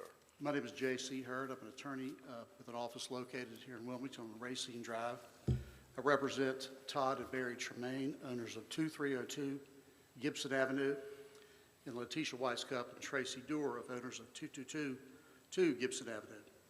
My clients are seeking a closure of the road portion as outlined in the packet. I want to restate what the planner said was the street has never been open. Let me give you a little bit of background if I can. My client's property is located in the historic Carolina Place neighborhood. Carolina Place is one of the oldest platted neighborhoods in the city of Wilmington, dating back to 1906. Gibson Avenue dead ends, as stated, on one end and empties out onto Wrightsville Avenue on the other end. A lot of homes in Carolina Place do not have driveways, and there's on-street parking on both sides of the street. 23rd Street terminates at the rear of Forest Hills Apartments, as shown in your packet. Forest Hills Apartments, by my title searching and researching the matter, has been there since about 1971, 1972. And to the best of my research and everyone's memory that I've talked to, there's been a large perimeter fence surrounding the backside of Forest Hills Apartments, backing up to the Gibson Avenue property at the terminus of 23rd Street. And I read and understand the staff report and the conclusions from a planning point of view. However, I submit to y'all that what's not being taken into account are the practical consequences on the residents of Carolina Place, the residents of Forest Hills Apartments, and Forest Hills in general. I submit that Carolina Place and Gibson Avenue were not, in 1906, designed nor intended to handle any more traffic than currently exists. As stated, Gibson Avenue dead ends on one side. Adding additional traffic would be dangerous and would degrade the quiet neighborhood that has existed for over 125 years. Likewise, Forest Hills Apartments and the road network within Forest Hills would be overrun if the residents of Carolina Place were allowed to cut through their neighborhood in this, under that scenario. Sitting where y'all have sitted before, where you're sitting now, I look back and try to think of some other apartment complexes here in town that share some of the same attributes. And riding around town and looking at a few, I noted that Hanover Landing, formerly Malibu The Palms, one way in, one way out, Chateau Terrace, the Creek at Forest Hills, and there's two large ones that were built recently that do not have exits through the rear, but they do have two exits on the main corridor. That would be the Range on Oleander and Hawthorne at Oleander. I'm trying to think of the only reason why that street would be opened would be if there was a redevelopment or request to redevelopment the Forest Hills apartment tract. And we all know what that would entail. That would entail more density, more building, and they might want to use that road. I would submit to the council that Gibson Avenue was not designed in 1906 to handle any more traffic than it does now, nor do they envision it that way, nor is Forest Hills designed to handle traffic going that way. I would ask the City Council to look at the practical consequences of not closing 23rd Street, the terminus. We're talking about a 50 by 113-foot parcel of land. And please remove the specter of an open 23rd Street from the residents of Carolina Place. I would like to answer any questions that you may have or comments. So any questions for Mr. Hearn? Okay. Thank you. Thank you, Mr. Hearn. At this time, I'm going to open up the public hearing and ask if anybody wants to speak in respect to item PH3. Seeing none, Madam Clerk, have you received any additional commentary? No, sir, I have not. Okay. Any further questions from council? Yes, Ms. Rodenbach. This is for staff. Is there any infrastructure? Who's this? Staff. Oh, you were public hearing? Yes, sir. Okay, I'm sorry. We didn't get you. Go ahead. Good night. My name is Letitia. I live at 2222 Gibson Avenue, and I have some notes here that I would just like to speak to you guys about. Please. Thanks for being here this evening and providing the opportunity to speak with you. The proposed road closing for a portion of 23rd Street that is an unimproved right-of-way located south of Gibson Avenue is important to several families people living on Gibson Avenue. I'm honored to be a spokesperson for our neighborhood. Everyone that I've spoken with in our neighborhood supports the road closing. Gibson Avenue is a dead-end street and has on-street parking on both sides of the road for the entire length of the road. This creates a limited traffic pattern to only one vehicle passing through at a time, as is the case for other roads in the neighborhood. Gibson Avenue and the roads around the neighborhood are not designed to withstand an increase in the amount of vehicle traffic that interconnectivity would bring. There is a common respect between the residents of allowing each other to pass through on this road whenever there is more than one vehicle traveling. The biggest concern everyone had when discussing the road closure topic is wanting to keep our area safe in the way of not increasing the amount of traffic that would come to our road with interconnectivity to the complex next to us. We understand that there has been no discussion about connecting our road to the complex. However, in looking in the future, we all agreed that this road closure would help preserve our feeling of safety as we not only travel on Gibson Avenue in our vehicles, but also preserving our feeling of safety as we walk in our neighborhood with our children and our dogs and for enjoyment and exercise. Residents on other streets in our neighborhood enjoy the peace of mind that they are safe on our road as they walk through as well. There are several families with young children that I see in our street walking to school, learning to ride bikes, playing in the cul-de-sac at the end of the road. If our road was ever connected and made as a thoroughfare, the feeling of safety and neighboring involvement with each other would definitely feel a negative impact. There are people who live on our street, myself included, that work at the hospital, such as nurses, doctors, techs, supporting staff, who are oftentimes on call for emergency at the hospital with a very short time frame to respond. An increase in traffic could potentially cause more accidents to occur on our street, and this inevitably could impact the response time by the members of the emergency teams. The increase in traffic could also be on a pedestrian level, and having more access to exit streets could give the potential of increased petty crime on our road. The people who reside on Gibson Avenue are a very close-knit community within a larger community. We all know each other quite well and look after each other every day, including when neighbors are out of town, having family over, and being recognized when something is out of the norm. The residents on Gibson Avenue are a multi-generational crowd, and although there are usually varied opinions on a single topic with the multi-generational crowd, there is a common opinion and much support of this road closure among us. As the voice representing this group of people, I ask that you strongly consider approving the road closure. If approved, this road closure will keep the residents on Gibson Avenue feeling safe and keep that thriving activity as alive that happen on our street every day. We all love our neighborhood and want to keep it as the shiny gem that we call home for all of our current generations and our future generations. Thank you. Thank you, ma'am. Mr. Rappaport.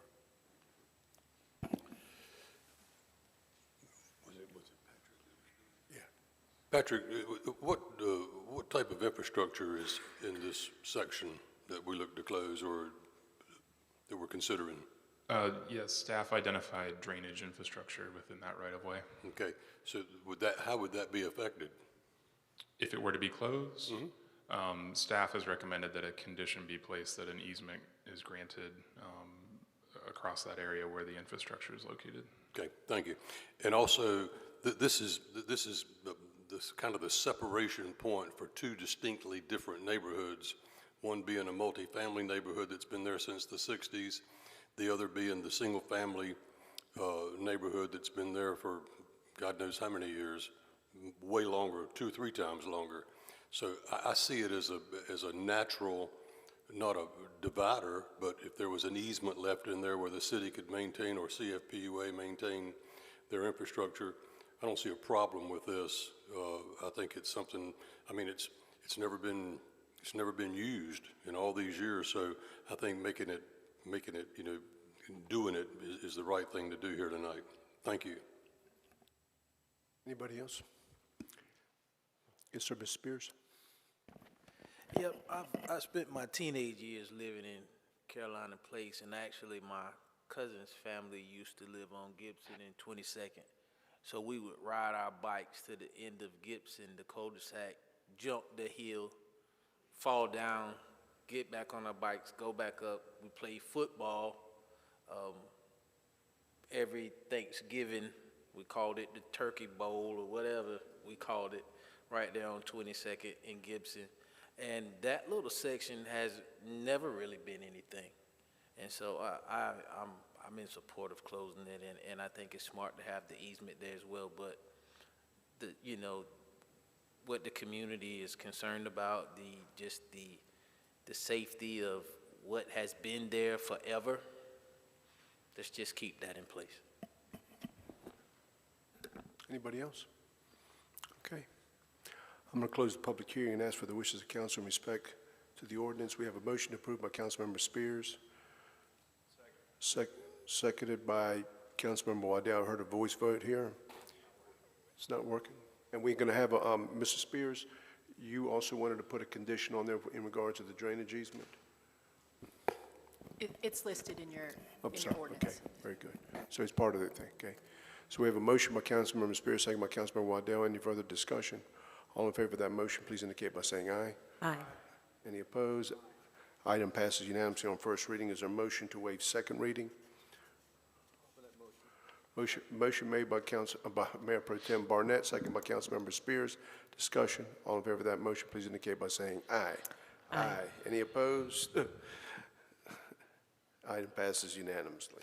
Okay, that brings us to our next item, which is item 02, which is an ordinance making supplemental appropriations of $175,380 from the American Rescue Plan Act funding to complete the stormwater project at 10th and Gray Streets. This time I'd like to recognize City Manager, Mr. Cottle. Mr. Cottle. Thank you, Mr. Mayor. This item was touched on yesterday morning by Jennifer Moretti in her update on the ARPL funding. Aaron Beckner, our Assistant Public Works Director, will overview it for us.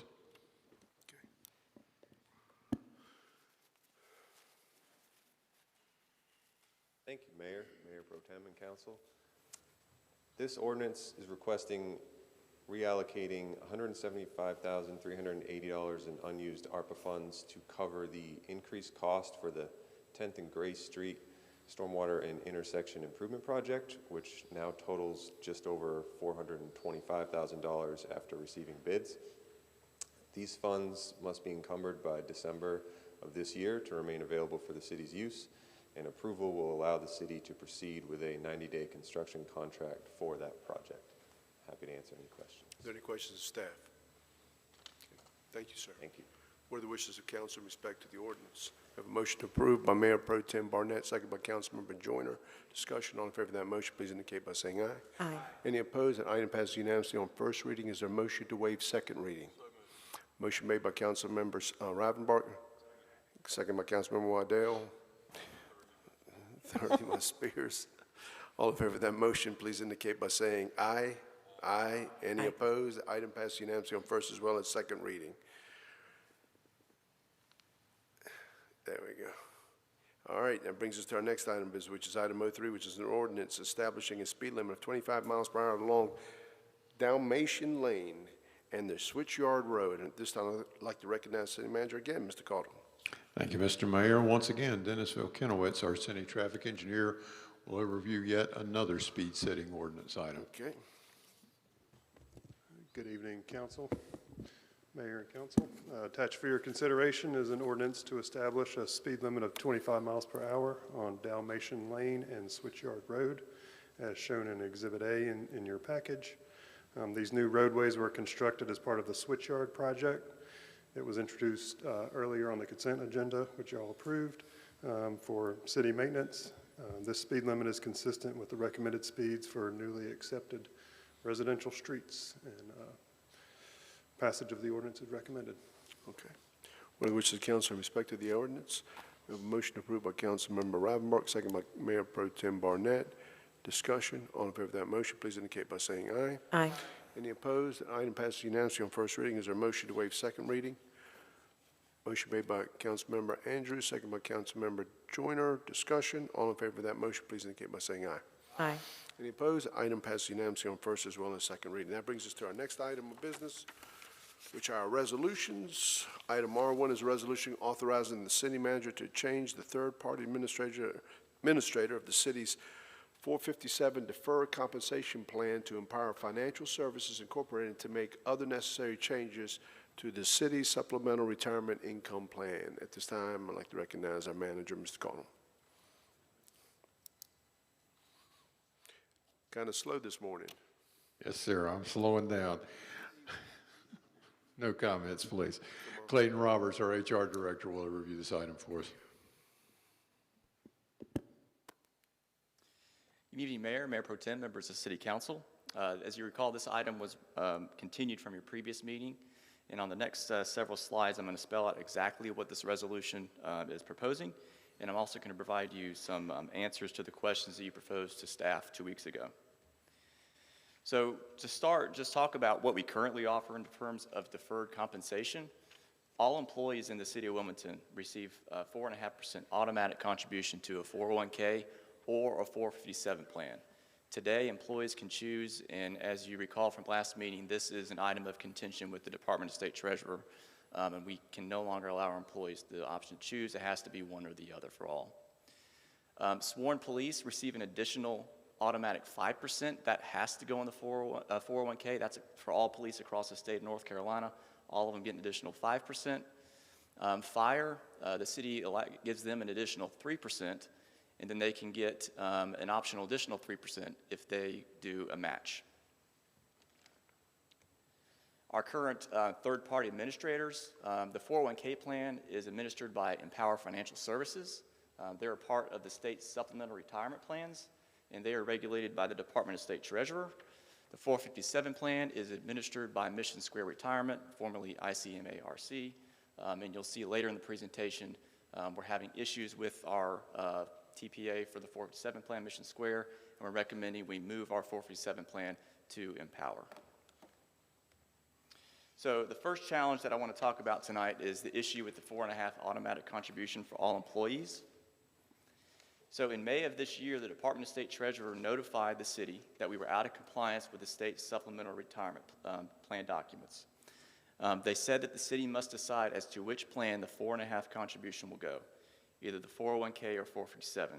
And if we provide, what they're saying is if we provide a contribution for all employees, it has to go into one or the other. Looking at our statistics of our employees, 70% of them, over 700, have already chosen to put that 4.5% into the 401k plan. And so directing it to the 401k plan would limit disruptions to a lot of staff. You can see here's a letter that we got from the state treasurer indicating that we can no longer allow them the option to choose. Here's an email from staff. We tried to get them to delay this year to give us an opportunity to plan and see what changes might happen at the state level, and they've indicated that we cannot, that they expect us to make that change by January 2nd of 2025. So we had a meeting last week with members of the Department of State Treasurer. We asked them several questions. First, just to point out how many people have the 4.5% going into 401k, 457. You can see 708 have it 401k, 363 have it 457. We asked them how long this provision has been in place, that we can't allow employees to choose where that 4.5% goes. They said it was since the late 90s, so a long time, over 20 years. We asked them, so why now are we, the city of Wilmington, being held accountable to this? They said that they recently found out that we were allowing this, and they're directing us to change. We asked the state treasurer's office if we could grandfather in our employees that already have the money directed to the 457 plan. They said no. Again, that'd be out of compliance, and all employees must have it directed to the same plan. So what are the consequences, we asked them, if we allow this, because we've been doing it for 20 years. The state said that they could prevent us from actually participating in the 401k plan. We would be the only ones in the state of North Carolina that allow our employees to choose, and we'd be out of compliance. And that would put us in jeopardy, and it would put the state in jeopardy if they have one of their participants that aren't in compliance. And so they said that they could take away our ability to participate in the 401k plan, which again would jeopardize some of our employees, especially police, because they get that automatic 5% that has to go into the 401k. So some of the differences I just want to point out between a 401k and 457, because you guys asked that at the last meeting, and there was some new information that I learned that I wasn't aware of. Unlike a 401k, the 457 plan does not have a 10% penalty provision if an individual withdraws funds prior to the age of 59 and a half. So 457, if an employee leaves at any point, they can withdraw those funds at any age, doesn't matter. There's no penalty. But in the 401k, there is.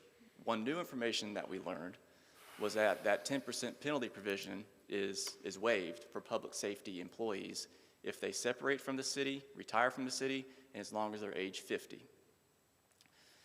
So that applies for the 401k.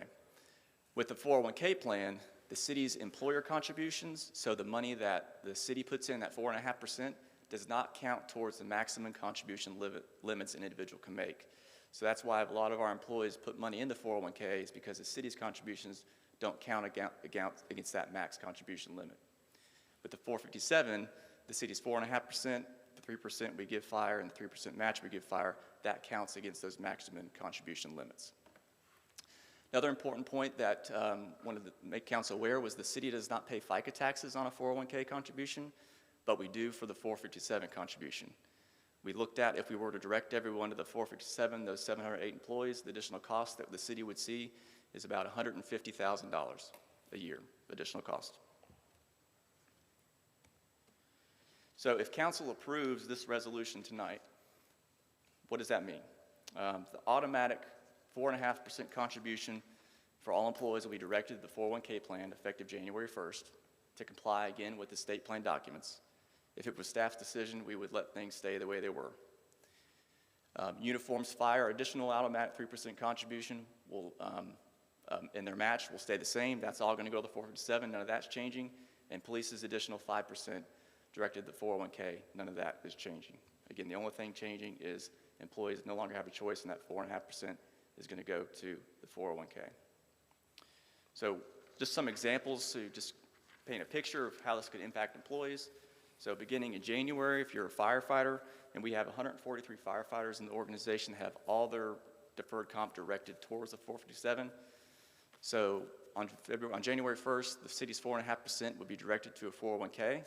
So we would open a 401k account for those 143 firefighters, and money would start going in there. Their contributions that they get to the 457, 3% match, that will still go in the 457. That is not changing. For police, let's just say, for example, you have a police officer that puts 4.5% in the 457, 5 in the, and their 5% goes in the 401k. Again, all of their funds would now be directed into the 401k as of January 2025.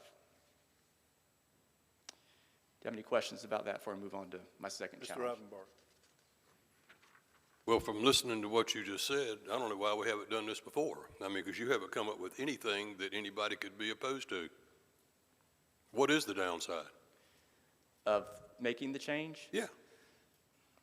Other than the fact that if somebody turns 50, they come to work, they got 30, they can't draw their money out for 9 years. Yes, if you're a general employee, if you're not a public safety employee, that's correct. You know, some employees just like to have a choice and have diversified investments. But I can't really think, the only downfall I could potentially see is if an individual is disabled from the organization, they retire with disability. The IRS allows individuals who are totally and permanently disabled the ability to withdraw funds without that 10% penalty for the 401k plan. But what I can't guarantee is that the IRS's definition of permanently totally disabled and the state retirement's definition of totally disabled match. And so that's where it's going to be on a case-by-case basis, and if an individual is disabled and they retire through disability retirement, they'll have to work with their lawyer or their financial advisor to understand if they meet that definition. That would be the only downfall. Has this presentation that you just made to us, has this been marched out in front of our first responders? It has not, no, sir, but we've had conversations. I understand you've had conversations, but they haven't seen what you just presented to us. They have not, no, sir. Okay, I'm not prepared to vote for this tonight. The key word in your letter that you got from them is hopefully by 1-2. It doesn't say it's got to be, it says hopefully. So I'm not prepared to vote on this tonight. I'd like to get some more comment from them, more so than what I've already received. And then you come tonight and tell us this, and they haven't heard it. Yes. Or maybe anybody in the city, whether they're on 401 or 457. Everybody needs to know about this before, and feel good about it before I raise my hand either way. Yes, sir. Mr. Joyner.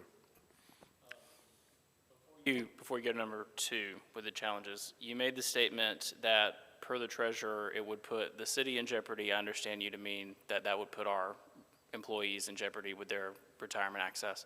But you also said it would put the state in jeopardy. Yes. What does the state treasurer's office mean by it would put the state in jeopardy? So the way they explained to me, they have to comply with federal guidelines, IRS guidelines, and so if they have members that are not in compliance with their plan documents, that could put them in jeopardy with those federal agencies. And so we need to make sure, again, we would be the only one out of all 1,000 that would be out of compliance, and they're not going to, let one disrupt all the other 1,000. So they said they potentially drop us. Yeah, I appreciate that. I know that sort of you got to hit all these points with all the challenges before we sort of get the full picture. So I wanted to make sure I had clarity on that before we moved on. Thank you. Yep. Waddell. So the treasurer's office, just a timeline event, they reached out to us and said, hey, you're out of compliance. We found out that you're out of compliance. Did they say, like, were they doing just some sort of audit and figured this out? So we're the only local government in the state that offers this diversified option to our employees. That's correct, that are in the state supplemental retirement plan, correct. It's hard to believe. It's wild. I'm the 10%, could you go back 2 slides? Sure. Sorry, I'm losing my voice here. The 10% penalty provision that's waived out of the 401K after 50 that's a good check in the box. I'm still with Councilman Rivenbark. I'm probably not prepared to vote on this evening either until all the employees have seen this. And I also think that we'll probably need some clarification on the disability portion that I know you're trying to nail that down. Yeah. That again, that's going to be case by case, because I don't know, depending on how someone retires from the city, if because we have varying reasons people have disability retirements. Some of them they have some mental illness, health issues, and I don't know if that covers them under the totally permanently disabled from the IRS definition. So it's going to be on a case by case basis if that applies. And then finally, if January 2nd, 2025 comes around and we were still out of compliance, does the state treasurer's office just say, could they on that day, all right, you're out of the 401K, the state system, and then what happens from there? So they certainly could. They had trouble answering this question because they've never had anyone out of compliance. We're the only ones that they know of that we've ever been out of compliance. But basically, if they were to cut us off, we would have to find another 401K provider, because again, we're mandated by the state to provide our police with that automatic 5%. So we'd be scrambling to find another third-party administrator that could administer our plans. But the existing 401K accounts our employees wouldn't lose their investments over time. I'm sure those monies would stay there. We just couldn't contribute more money to it. Right, so we'd be looking to contribute, and we have to be figure a something mess. out quick. Yeah. All right, thank you. The city of Wilmington has been complying with the rules that we were given to play by all these years. They're the ones that have been asleep at the wheel. And all of a sudden, along comes the state treasurer saying, you got to do this right now. So we have a meeting coming up on I believe it's the 7th of January. If they wanted to play that kind of hardball, shame on them. But I don't feel comfortable doing this. I have some conversations I want to have and feel real good about what I'm doing before I raise my hand, because I don't want to do this tonight and they go, hey, what happened? So that's where I'm coming from. I'm not faulting you, you're doing your job, but I'm just saying they didn't do their job. And now they're putting the onus on our back. And I've been on this council too long and had too many things come down here at night when they've had 2 weeks or 3 weeks or a month to present it, and we got to do it tonight, and I'm not doing that anymore. Thank you. Yes, sir. Mr. Barnett. I guess in relation to what Councilman Rivenbark just said, time-wise, do you have enough time to get this information to those employees and then bring it back to us? So we had meetings planned with Empower and their 457 representatives to talk to our employees starting even next week in early December, because we really need to, if we're going to do this January 2nd, we need to go ahead and get our employees enrolled and set up with a 401K account, so come January 1st, we can put money in their account and they can have access to their investments from day one. So we would really be pushing, if we delay this, say, to the first meeting in December, that would just give us less time to get to employees and have those in-person, face-to-face, one-on-one meetings with those impacted employees to talk about what this means. So that would be the downfall of doing that. And then if action is not taken in December, again, we're putting ourselves, at the hands of the state treasurer in terms of what that means if we don't comply by January 1st. So you're saying you have to have a one-on-one with those, yeah, 300 employees? Yeah, so we want to make sure that we give our employees an opportunity to sit down and talk with retirement specialists to understand what this transition means, what their options are when they do transfer over, and so answer all their questions that they have. And then again, the big thing is to make sure they have their accounts set up by January 1st, so we can go ahead and make that transition and they can have access to their funds from day one. Because they're going to have to set up all their beneficiaries as well.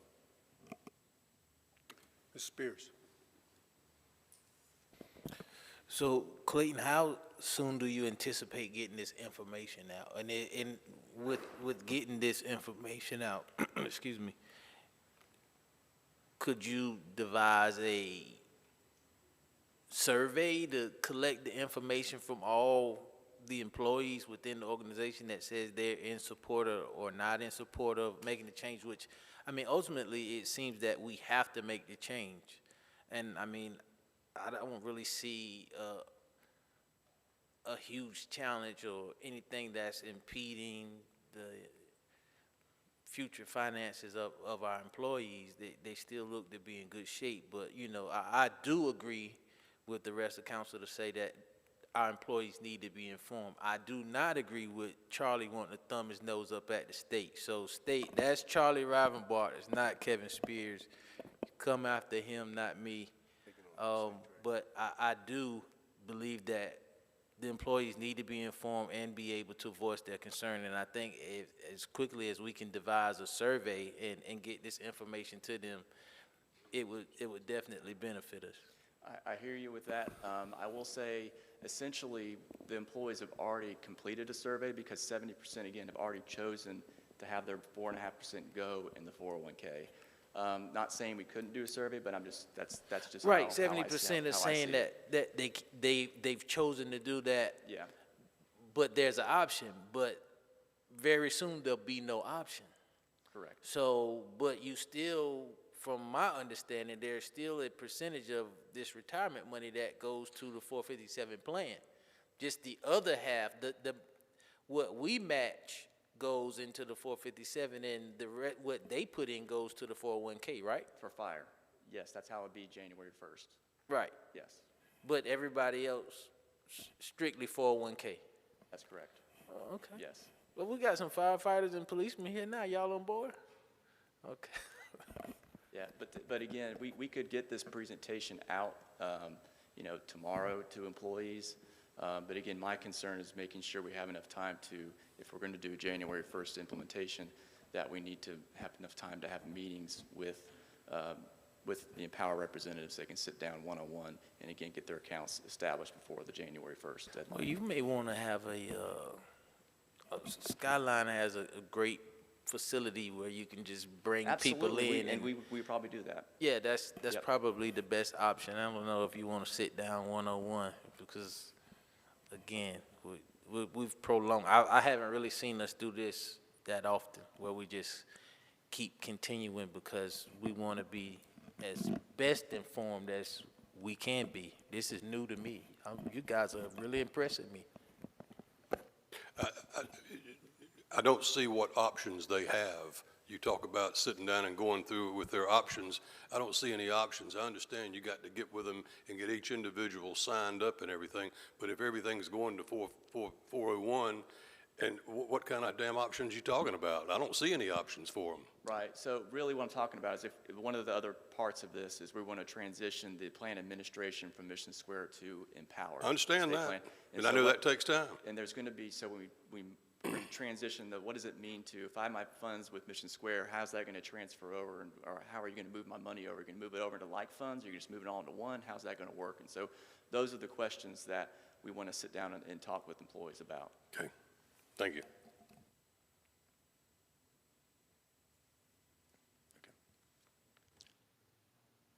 Can I go to challenge number 2? Challenge number 2. All right. So challenges with our plan administration. Over the last several years, we've been working with Mission Square to address our concerns, and mainly around with loan processing and customer service. And we've heard from employees across the spectrum, police, fire, public works, and we've had issues just as recently as last week that have gone unresolved. We've kicked them up to senior leadership with Mission Square and have been unable to resolve those. We've even gone through different plan sponsors and those sorts of things, and we still haven't gotten any better service. As we've been also, as part of this process, we were looking at alternative third-party administrators for 457, and specifically looking at Empowers, we found that the fees are significantly lower for the plan with Empower versus Mission Square. So what we're recommending is that we transition our 457 plan administration to Empower, which again is the same administrator of a 401k. So we would have two plans with Empower. We'd have a 457 and a 401k. Having it all in one place is again going to streamline our communication with employees. The biggest thing, again, I want to reiterate to our staff is that this is going to save them thousands of dollars. Over 30 years, an employee could save $100,000 in fees alone. Empower charges a flat fee, which is just $26 a month, and which Mission Square, they have higher expense ratios for all of their funds. Again, quicker loan processing today with our current 457 provider, Mission Square. It's taking up to 15 days for people to get loans, and some of these folks need loans right away, emergency, and it's just not acceptable for an employee to have to wait 2 weeks to get funds they need today.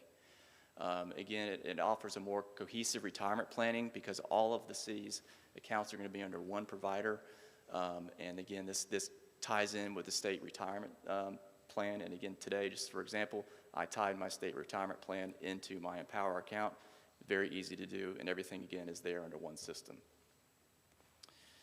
So what our transition timeline would look like if we were to do this is, if this approves tomorrow, we would give notice to Mission Square that we're going to move from them as our plan administrator, and we're going to move to Empower. They have a 12-month hold. Basically, we can't transfer any funds for 12 months, and so it wouldn't be for a year from now before we transfer all of the employees' assets over to Empower's 457 plan. And then we would start all of the city's 457 contributions, that additional 3% that fire gets and 3% match. That then would start going to Empower's 457 in November of 2025. And you can see here in January, that's when we would make the change to the 4.5% for all employees, directing that to Empower. Quick question. During that 1 year interim, where's the city's contribution going? So are we putting it in the new 457, waiting on those funds? No, it's going to stay, everything's going to stay with the current provider for a year. All those contributions are going to stay at the current provider for a year. But if you cancel the contract with Mission Square, you're contractually obligated that they don't move the funds for a year, but you can continue to employees can continue to make contributions, and we can continue to put the employer's contributions in the. That doesn't move that year timeline. It's timeline from ending the contract. Correct. Okay.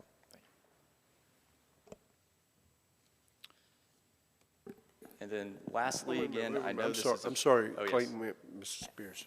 I mean, Tony's looking a little concerned over there. He just announced his retirement yesterday. So he kind of wants to know if he's going to be able to get his money without any problem. You okay, Tony? So far, yes, sir. Okay. All right, Clayton.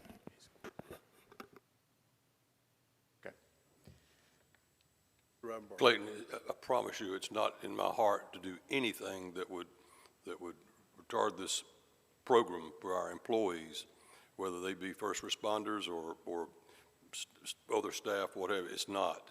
I mean that, because I just wouldn't do that, and I don't think anybody else up here feels that way either. It's just that I want them to feel good about it, and apparently it's like, do you take this or do you take this? There's not a whole lot of leeway, but I still would like for them to have the benefit of seeing your presentation tonight and then feel real good about it. That's all. I agree. Our options are limited. So what Mr. Rumbarg is saying is if we delay this action and go for the first meeting in December to make this decision so everybody is aware of it, And I'm sure a lot of the associations, the Fires Association, Police Association, I'm sure sending that information out. If they haven't, I'd be shocked. We'll be ready to make a decision in December, with our first meeting in December.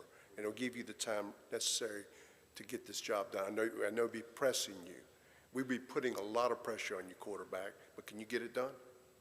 We will do what council desires, absolutely. Because it seems to me some people are not aware of this, which I find hard to believe in this day and age, but since we've been talking about this now for almost 4 weeks, and then, you know, my bigger concern is what the state treasurer could do. Yes, sir, Mr. Jordan. I don't want to jump too far. Does this conclude your presentation? Yeah, it just talks about communication. Okay. Yeah.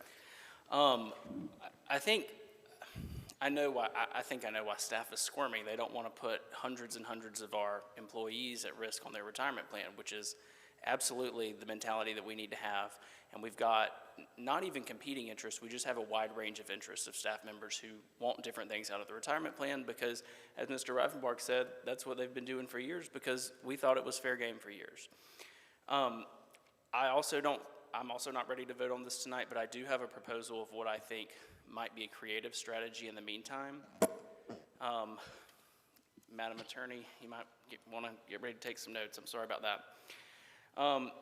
So legally, at the federal level, there's this principle called Chevron doctrine, which the Supreme Court just overturned, which basically said previously that if somebody wanted to challenge a federal executive agency's interpretation of the law, they could take that challenge to court, and the court would rule on whether or not the agency's interpretation was correct. And Chevron was this principle that said, we're going to give great deference to agencies. They can make whatever reasonable decision based on the statute. And the Supreme Court has said that's no longer the case. It's not perfectly analogous because we're talking about state law as opposed to federal law, but I did a cursory bit of research, and what I would offer up as a creative solution for discussion, because I'm by no means convinced that these are the magic beans that we might be looking for. In the meantime, before we get to January, we could request an injunction against the state treasurer's office, essentially saying that they cannot take us off of the state retirement plan until this is fully litigated, and basically until we get an affirmative ruling as to what the correct interpretation of state law would be. So point number one would be to seek an injunction against the office of the state treasurer. In the meantime, I think it would be prudent if we pursue this to pass a resolution which essentially says, if we litigate this and we lose, and we have to do what you're telling us we have to do, we have to make this change for the state treasurer's office, the moment that that litigation ends, that there's a ruling and appellate resources are exhausted, the city manager does have the authority to make this transition, and this transition should be made. I think that shows to the state treasurer's office that we are acting in good faith, that we are not trying to just thumb our nose at them and circumvent them, that we have a good faith argument that our interpretation of the law is correct and that this provision should stand and folks should be able to continue to use this benefit in the city. And the reason that I think that that's a fair analogy, talking about Chevron versus how state courts might interpret it, is that the entire state retirement system is governed by North Carolina General Statute, Chapter 135, meaning that inherently the executive agency of the treasurer is interpreting a state statute. We disagree with their interpretation. And North Carolina appellate courts have said that the prongs of the test they would review would be the thoroughness of the agency's investigation into whether or not they made the correct interpretation, the validity of their reasoning, the persuasive value of their reasoning, and I think most importantly for us is consistency with their interpretation over time and the fact that they've been completely inconsistent. So I'm not saying this is a slam dunk, but I don't think we get laughed out of court either. I'd be interested in feedback.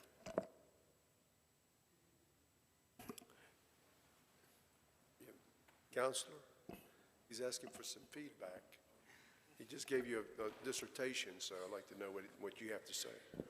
If you would like for me to do that for you on the record, I'd be glad to. I would normally advise you to go into closed session first before I give you legal advice. So that is up to you. So, I mean, what David is asking for is to litigate it, let the courts make the decision. If the court makes the decision in the favor of the state treasurer's office, then we abide by it. If it doesn't, then and we win, then we win. I guess there's a cost associated with that, number one. And because of precedent being we're the only city in the entire state that doesn't have that provision, or we're the only ones that do have that provision, that have to option. Where does that stand on a precedent from a law perspective? Would that open up the floodgates for any other city then to be able to give options like that? It would if we won. I think what you would be facing if we litigated is the fact that apparently the state treasurer's office has never interpreted their plan documents as anything other than what they are telling us now.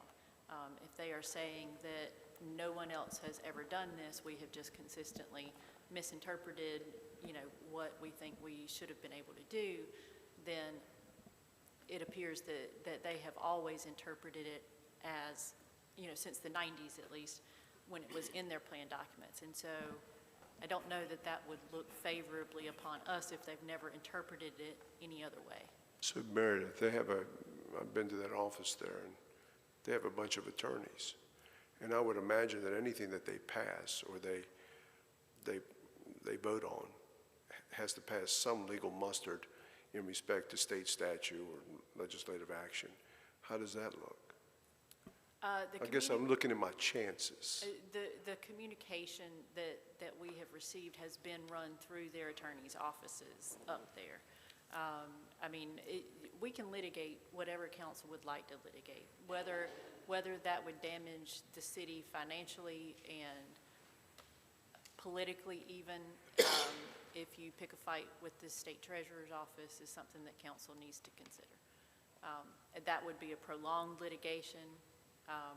And whereas another possibility could be that we have a new state treasurer who's coming into office, and even if you adopt this now, we could always go back after, say, in 6 months from now and see where we are and how things are going and see if maybe they have a different interpretation that would allow us to go back to how we were doing it.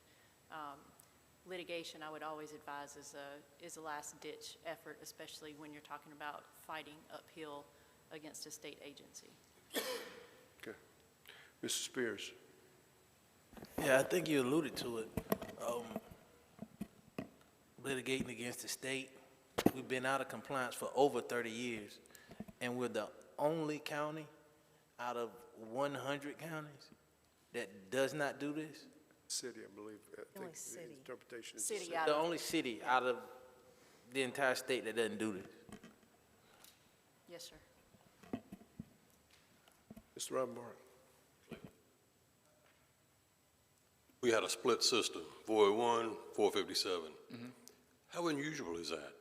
So there are, out of all of our benchmarks, there are 3 that I could find that could answer our survey with the last comp study we did.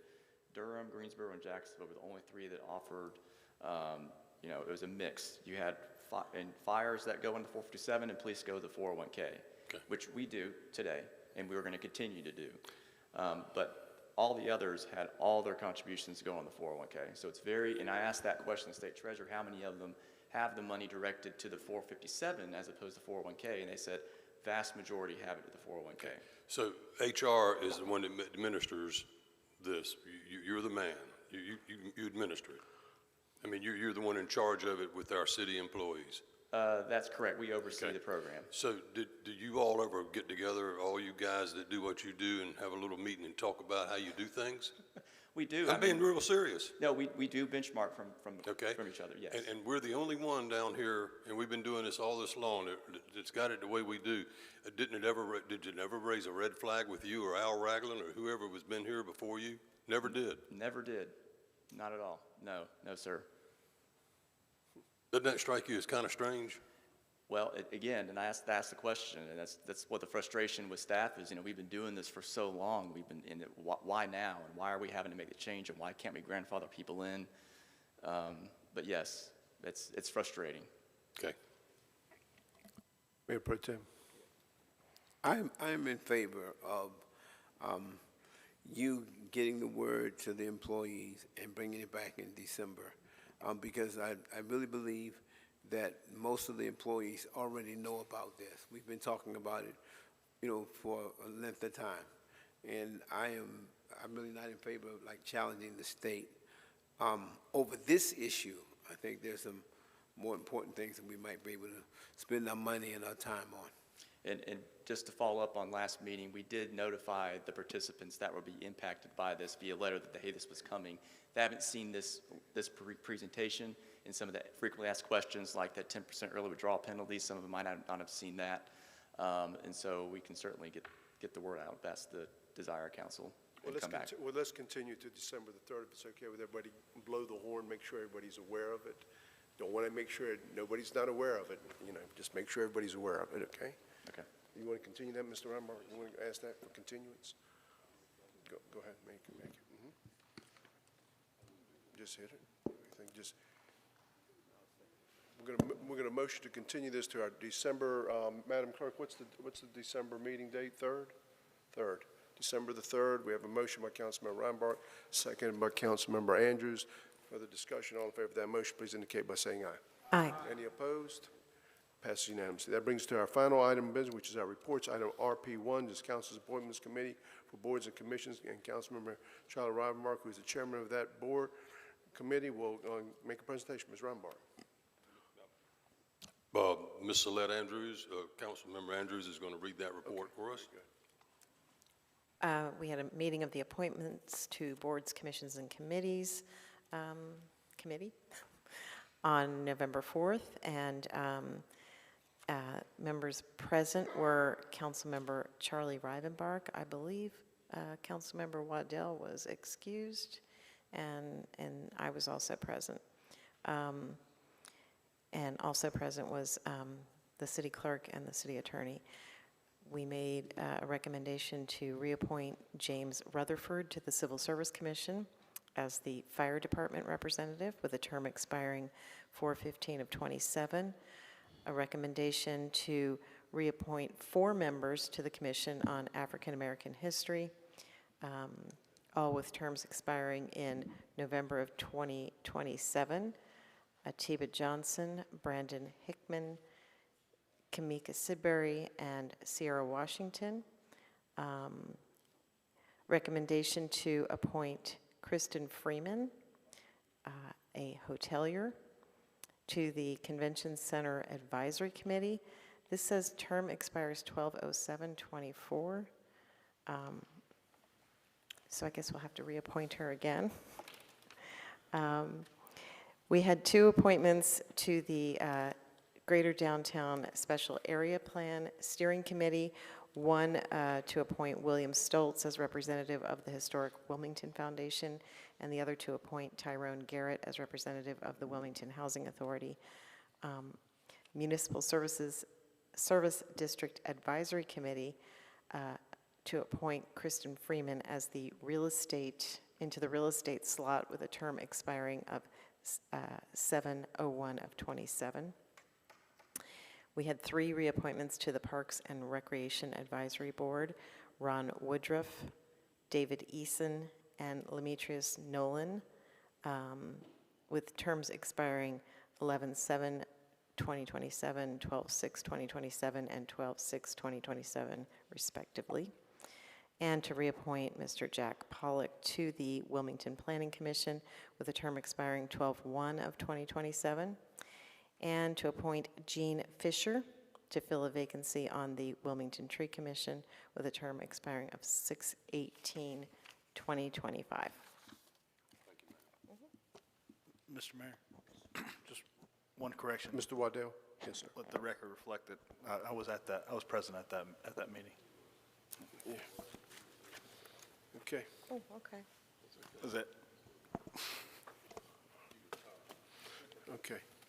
What are the wishes of council in respect to the items? I'm just going to make the motion. We have a motion to approve by Mayor Pro Tem Barnett, second by Councilmember Spears. Any further discussion? All in favor of that motion, please indicate by saying aye. Aye. Any opposed? Item passes unanimously. This concludes the regular agenda. The items be brought forward by our city attorney. Mr. Mayor, I don't have anything formal. I would like to mention, though, that the Wilmington theater community has lost a shining light this week with the death of Paul Teal. to cancer. He was a leader in that community. He started movies, TV shows, and too many theater performances in this town for anybody to count. He is going to be greatly missed in our theater community, and he was also the son of a dear friend of mine, and their family is hurting immeasurably, and so we just ask for your thoughts and prayers for them as well. Thank you. Mr. Manager? No, sir. Madam Clerk? Mr. Joyner? No, thank you. Waddell? Mayor Pro Tem? Yeah, just with Thanksgiving right around the corner, I think that this season is a time when we really can love our families more and really take the time and love them. And I wrote down that I'm choosing intentionally to live by faith and not by fear, okay? And I say that live by faith and not by fear. The idea is that I'm still going to speak to people. I'm still going to love people. I'm still going to help those who I can help. I'm still going to do all the things that I've been doing most of my life because I choose intentionally not to live by all the stuff I hear around me, all the negative stuff that keeps coming and pouring and trying to persuade me to be fearful of what happens around me, because I think that we still live in a great country, and I still think that better days are ahead. And then the last thing I want to do is personally offer my condolences to the Dallas Cowboys. Mr. Ralph Martin? I think he meant the Alice Cowboys. No, thank you. Ms. Andrews? Yeah, I wanted to thank the city manager and staff for promoting the policy of local preference for our vendors for contracts of $30,000 and under. I think that it's really important for us to spend our money locally and to promote our local small businesses, so I want to thank them for that. Ms. Spears? Yes, sir. Just want to state that I think it's time that we put this business concerning the chief to bed. The negativity surrounding an issue that's not an issue. It's really time to move on from it. The negative press, the negative comments, just the concern, the unnecessary concern from citizens about what's going on with the chief as it relates to the Wilmington Police Department and the city of Wilmington. I think it's time we put it to bed and assure this community that the chief has the support and trust of this Wilmington City Council. Thank you, Mr. Mayor. Thank you. I just wanted to do a big shout out to all of our staff, to Christina Haley at Wilmington Downtown, to Kim Huffman at the CVB for the spectacular lights that have finally been put back up. Me and Charlie were talking about this earlier. We remember this place in the 60s and 70s. It was beautiful. And to see that come back like that, where we're now going to be the focal point where people will want to come downtown, it will help a lot of the business owners down there, restaurateurs down there, and it's a beautiful place to walk and get together with your family. So just want to say thank you to everybody. I know Chad, you did a lot of work on that, and and with the entire staff and the engineering department and everybody working together to make this a reality. It's really beautiful, and if you haven't seen it, you need to. It's absolutely gorgeous. Thank you for all that hard work. With that, thank you for taking an interest in your government. We stand adjourned.